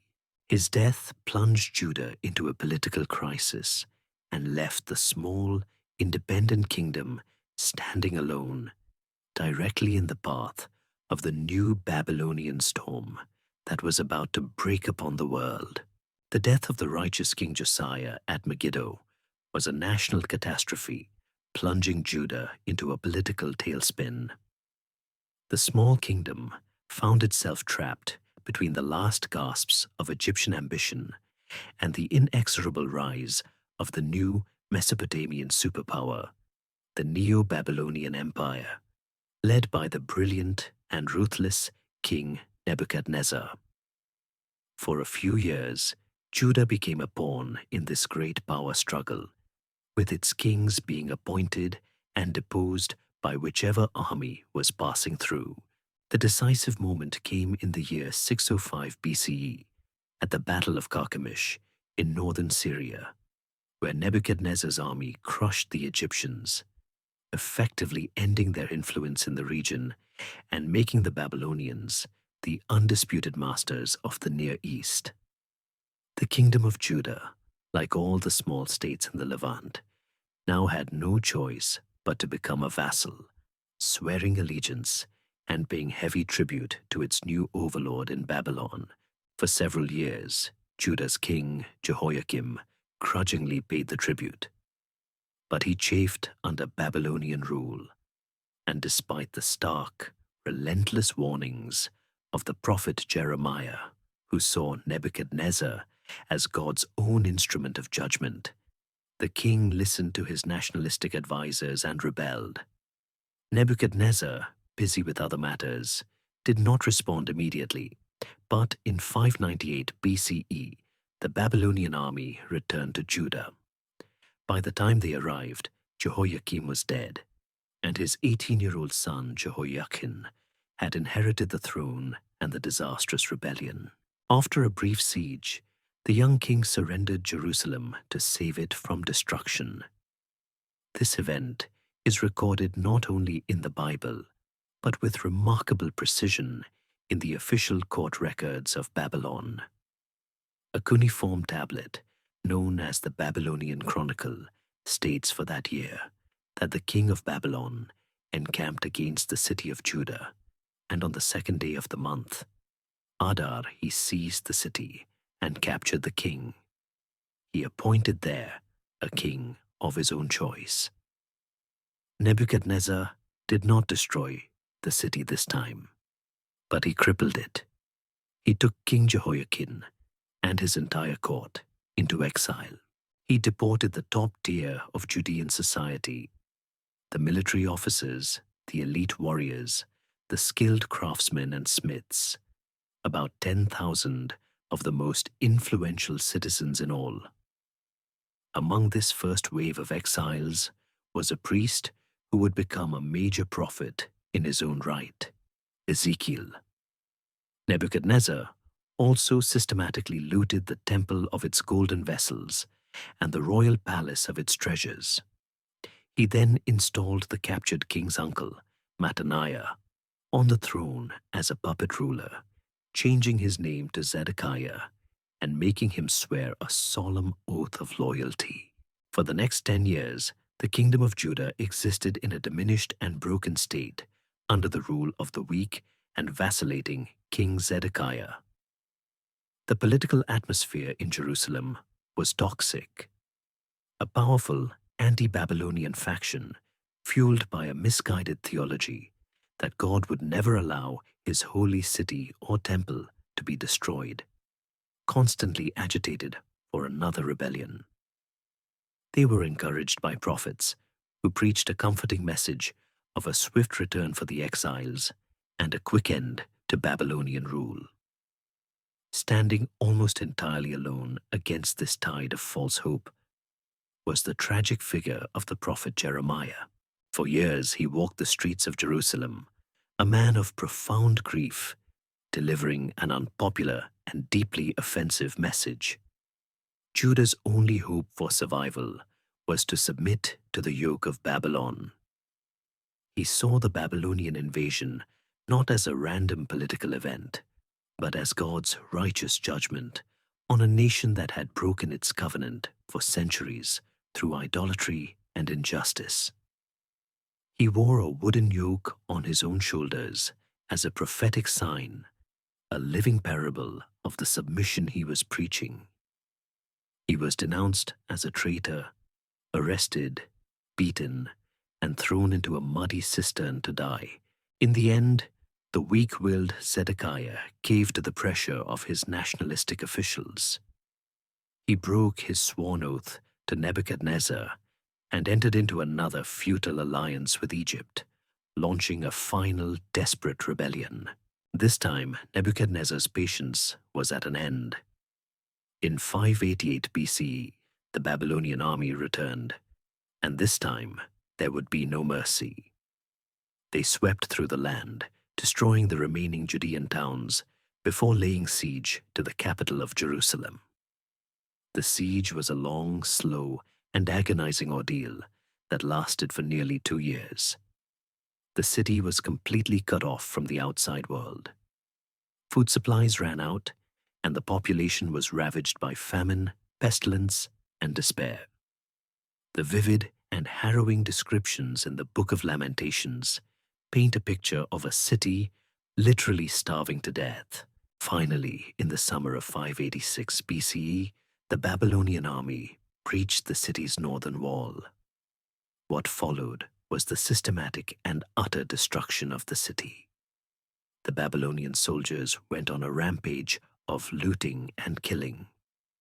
King Zedekiah was captured as he tried to flee, and he was forced to watch his own sons be executed before his eyes were gouged out. He was then led away in bronze chains to die in a Babylonian prison. The city itself was put to the torch. The royal palace, the homes of the nobles, and every significant building was burned to the ground.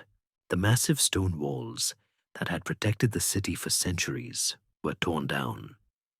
And most devastatingly, the magnificent Temple of Solomon, the sacred center of Israelite faith and national identity for 400 years, the place believed to be the very dwelling place of God on earth, was looted of its remaining treasures and burned until it was nothing but a smoldering ruin.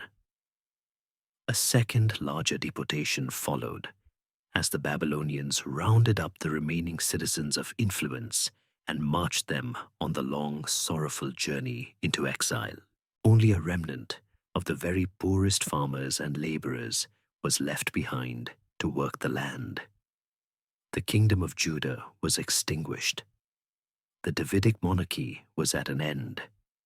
The holy city was a desolate ruin, and the people of the covenant were now refugees, weeping by the rivers of Babylon.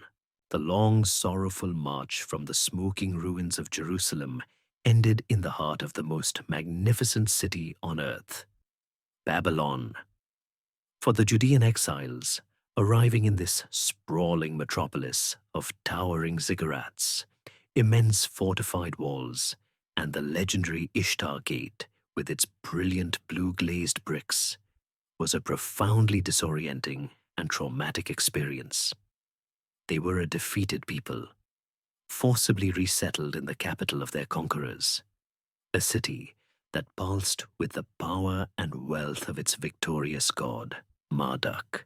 The despair of the exiles is captured with heartbreaking clarity in the words of Psalm 137. By the rivers of Babylon, there we sat down and wept when we remembered Zion. How shall we sing the Lord's song in a foreign land? This was more than just homesickness. It was a deep theological crisis. Their entire worldview had been built on the foundation of the Promised Land, the Davidic king, and the temple in Jerusalem as the dwelling place of God. Now all three had been violently swept away. From the perspective of the ancient world, the conclusion was obvious.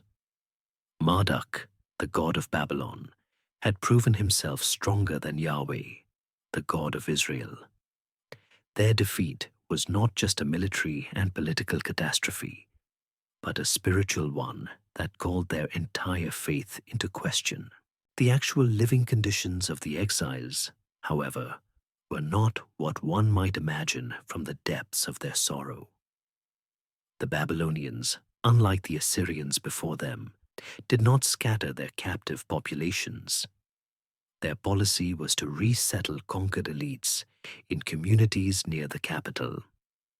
We know from both the Bible and from Babylonian administrative texts that the Judeans were settled in their own villages, such as Tel Aviv, by the Kebar Canal, a large irrigation channel that branched off the Euphrates River. They were not, for the most part, brutalized slaves. They were allowed to build houses, to farm the land, to engage in trade, and to maintain their own clan and community structures. The captured king, Jehoiachin, was even eventually released from prison and given a regular allowance from the Babylonian royal treasury. This policy, which allowed the Judean community to remain intact, was the crucial factor that enabled them to survive as a distinct people. Had they been scattered, they likely would have assimilated and vanished just as the northern tribes had. Instead, this forced proximity in a foreign land compelled them to focus on what made them unique and to find new ways to preserve their identity. It was the prophets of the exile who provided the theological framework for this survival. They took the people's deepest question: how could a good and powerful God allow this to happen? And completely reframed it. The prophet Ezekiel, a priest who had been taken to Babylon in the first deportation of 597 BCE, had a series of powerful and often bizarre visions. He saw a vision of the glory of the Lord as a magnificent wheeled throne chariot, not stationary in the temple, but mobile, able to leave the defiled city of Jerusalem and accompany his people into exile. This was a revolutionary idea. God was not a prisoner of geography. His presence was with them, even in the heart of Babylon. Ezekiel preached a message that shifted the focus from collective national guilt to individual moral responsibility, arguing that each person was accountable for their own actions. Far from being a sign of Yahweh's weakness, the destruction of Jerusalem was a sign of his fierce holiness, a necessary and just punishment for centuries of breaking the covenant.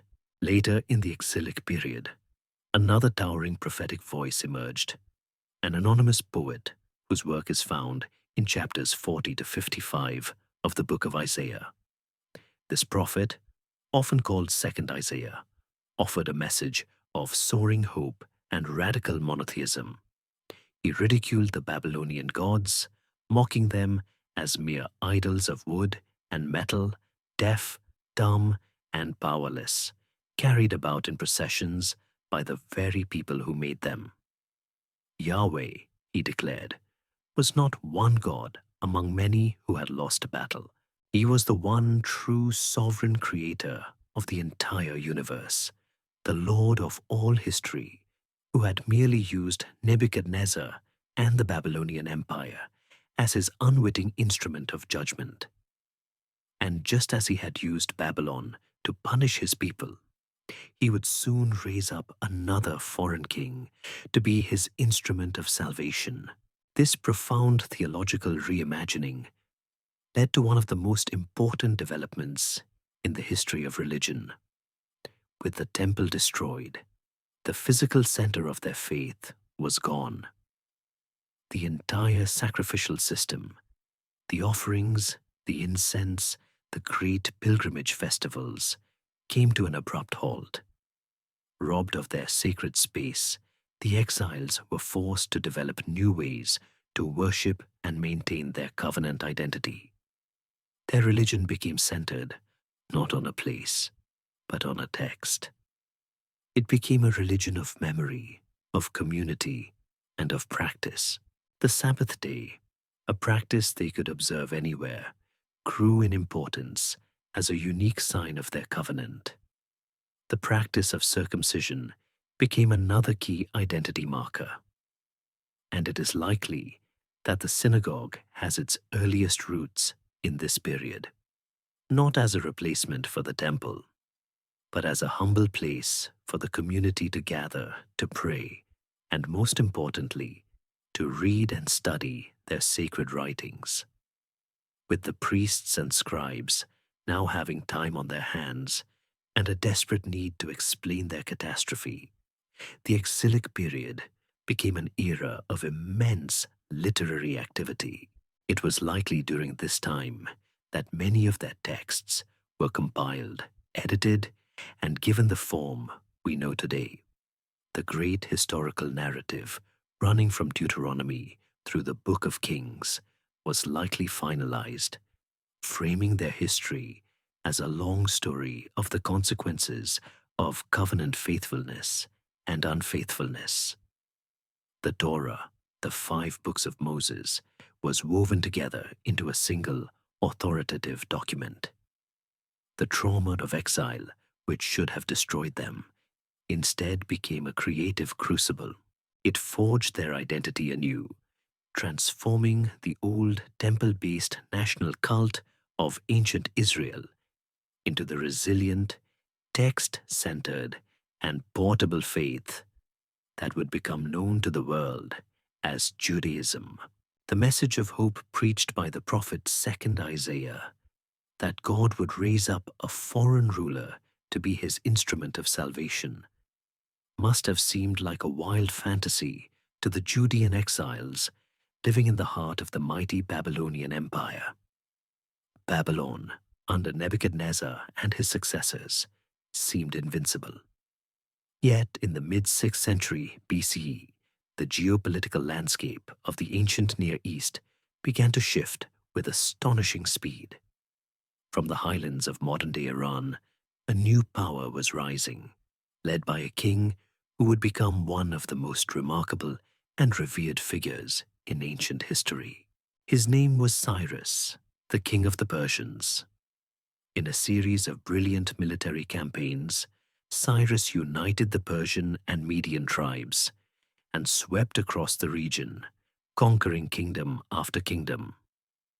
Unlike the Assyrians and Babylonians, who ruled through terror and brutality, Cyrus practiced a revolutionary new policy of administration and warfare. He was known for his clemency and his respect for the customs and religions of the peoples he conquered. He presented himself not as a destroyer, but as a liberator, a restorer of proper order. In 539 BCE, this new Persian superpower arrived at the gates of the seemingly impregnable city of Babylon itself. The city fell with astonishing ease, not through a long and bloody siege, but through subterfuge and the likely collaboration of a populace, including the powerful priesthood of Marduk, who were unhappy with their own king, Nabonidus. The Babylonian Empire had vanished overnight. For the Judean exiles, this sudden and dramatic event was the fulfillment of prophecy. In the very first year of his rule over Babylon, Cyrus the Great issued a decree that would change the course of Jewish history. This decree is recorded in the final verses of the biblical book of Chronicles and the opening of the book of Ezra, but it is also stunningly confirmed by extra-biblical evidence. An ancient clay barrel, known as the Cyrus cylinder, was discovered in the ruins of Babylon and contains a proclamation from the Persian king. On it, Cyrus presents himself as the chosen of Marduk, the Babylonian god, and declares his policy of restoring the various peoples who had been deported by the Babylonians to their homelands, allowing them to rebuild their sanctuaries and worship their own gods. Though it doesn't mention the Judeans by name, it perfectly reflects the policy described in the Bible. The biblical decree is more specific, stating that Cyrus proclaimed throughout his kingdom that Yahweh, the God of heaven, had charged him with the task of rebuilding the temple in Jerusalem. He not only granted the Judean exiles permission to return to their homeland, but he also commanded that the sacred vessels of gold and silver that Nebuchadnezzar had looted from the first temple be returned to them, and he authorized the use of funds from the royal Persian treasury to help finance the reconstruction. It was an astonishing reversal of fortune, an act of imperial policy that the returning exiles could only interpret as the hand of God at work in history. The response to this decree, however, was not a massive, immediate flood of people returning to Judah. For the majority of the Judeans, Babylon was now their home. Many had been born there. They had established businesses, acquired property, and had become prosperous and integrated members of Persian society. The land of Judah, now a tiny and impoverished province in the Persian Empire known as Yehud, was a desolate, undeveloped backwater. The journey was long and dangerous, and the prospect of starting over in a ruined city was daunting. The first return was a relatively small and modest expedition, numbering around 40 to 50,000 people. Led by a descendant of the Davidic royal line named Sheshbazzar, and later by another named Zerubbabel. They were driven not by economic opportunity, but by a fervent religious zeal, a deep yearning to return to Zion and to rebuild the sacred center of their faith. When they arrived, they found a land that was largely empty and dilapidated. The once great city of Jerusalem was a field of ruins, its walls broken down, its gates burned, a ghost of its former glory. The population they encountered consisted of the descendants of the poor who had been left behind, along with people from surrounding nations who had moved into the vacuum. The returning exiles, with their strong sense of religious and ethnic identity forged in Babylon, often viewed these local inhabitants with suspicion, creating tensions that would mark the community for years to come. Their first priority was to re-establish the worship of Yahweh on its proper site. Under the leadership of Zerubbabel, the governor, and Jeshua, the high priest, they cleared the rubble from the foundation of the old temple, and amidst both tears of joy and tears of sorrow from the old-timers who could remember the splendor of Solomon's original building, they constructed a new, modest altar. On this altar, they began to offer the daily sacrifices once again, reinstituting the ancient rituals and celebrating the pilgrimage festivals for the first time in over 50 years. The next step was to begin the far more ambitious and difficult task of rebuilding the temple itself. They laid the foundation with great ceremony, but the project soon ground to a halt. The initial enthusiasm waned as they faced the sheer scale of the task, the poverty of the community, and persistent opposition from their non-Judean neighbors, particularly the influential officials of Samaria, who saw the rebuilding of Jerusalem as a potential threat to their own authority in the region. For nearly 20 years, the foundation of the Second Temple lay exposed and neglected, while the people focused on building their own houses and cultivating their fields. It seemed as though the grand dream of the restoration might wither and die before it had truly begun. The prophetic spark, however, was not extinguished. Two new prophets, Haggai and Zechariah, arose in Jerusalem and began to stir the conscience of the people with a powerful message. They would never truly prosper while the house of the Lord lay in ruins. Their fiery preaching shamed the leaders and the people into action, and with renewed vigor and the continued support of the Persian authorities, the work on the temple resumed. The completion of the Second Temple was a monumental achievement, giving the small community in Judah a sacred center once more. But the society that had grown up around it was fragile, and its identity was still in flux. The returnees from Babylon mixed uneasily with the people who had remained in the land, and the strict observance of the covenant, which had been forged in the crucible of exile, was in danger of dissolving.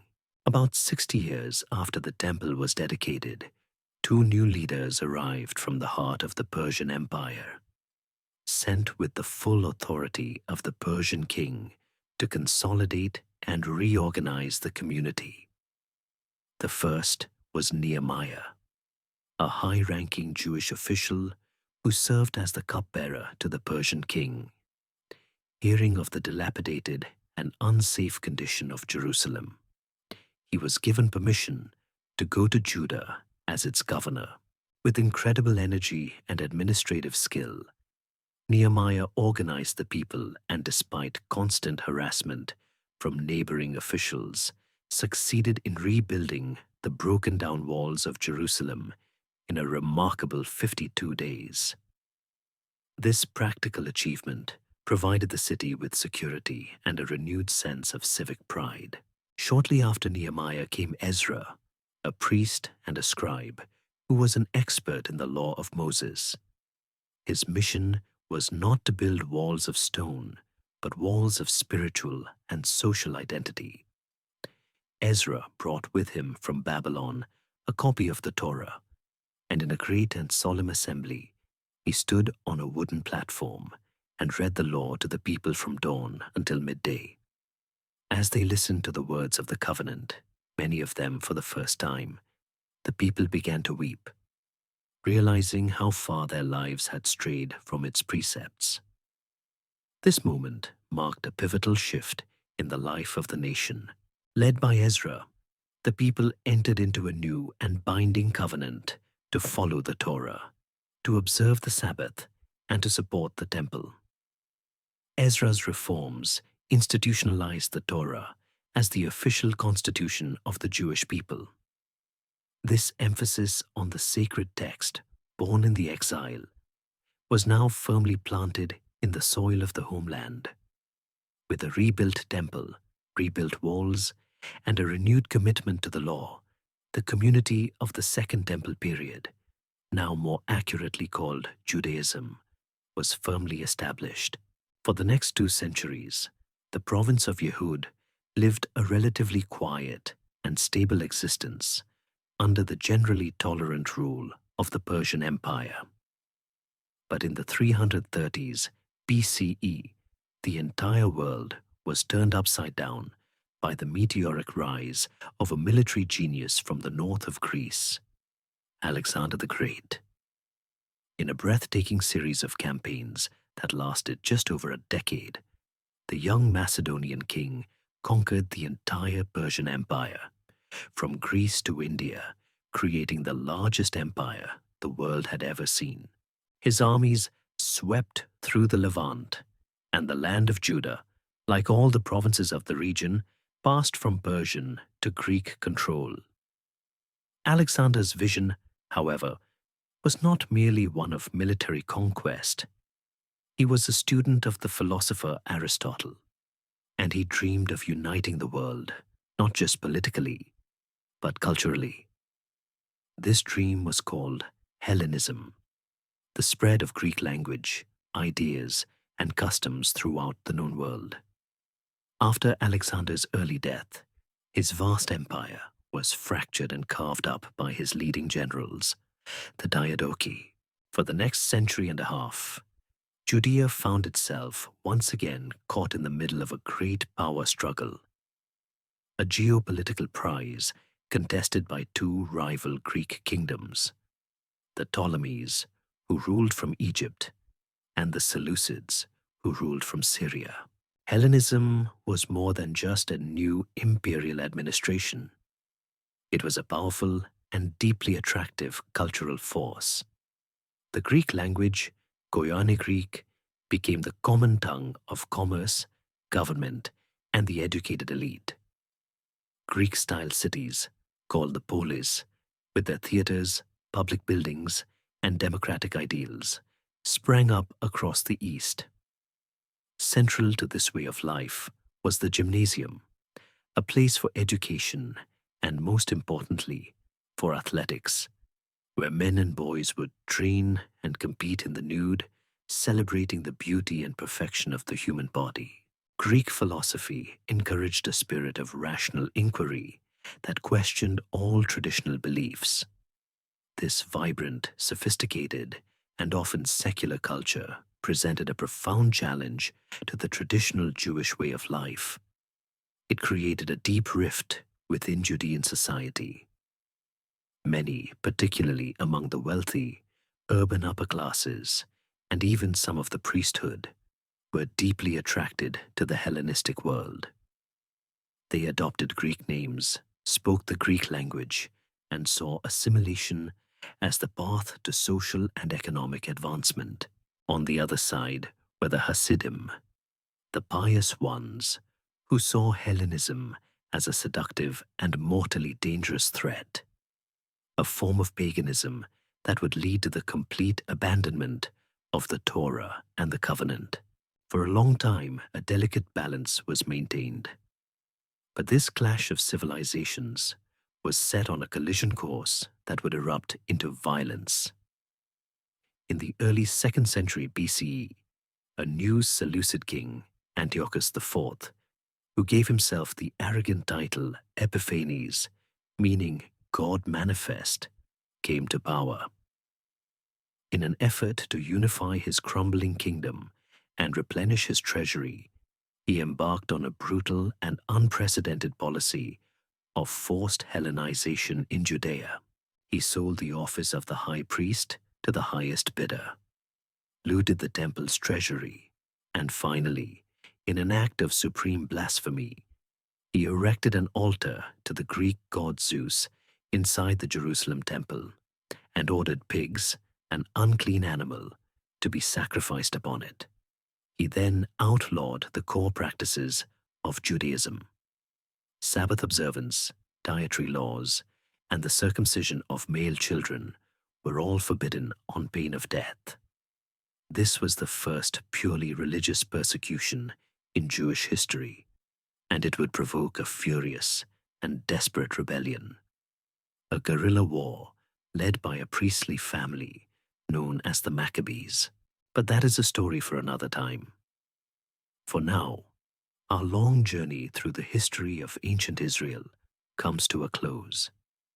From the whispers of the patriarchs in the land of Canaan, through the crucible of slavery in Egypt, the fire of revelation at Sinai, the glories and follies of the monarchy, and the profound trauma and rebirth of exile, a people and a faith were forged.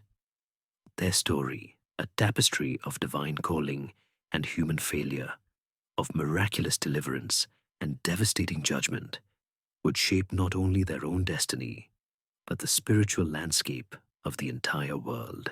And now, as the shadow of Greece falls across the hills of Judea, we leave them on the cusp of a new and violent struggle, a story whose echoes are still felt to this day. May the long and winding path of their history bring you to a place of quiet and deep rest,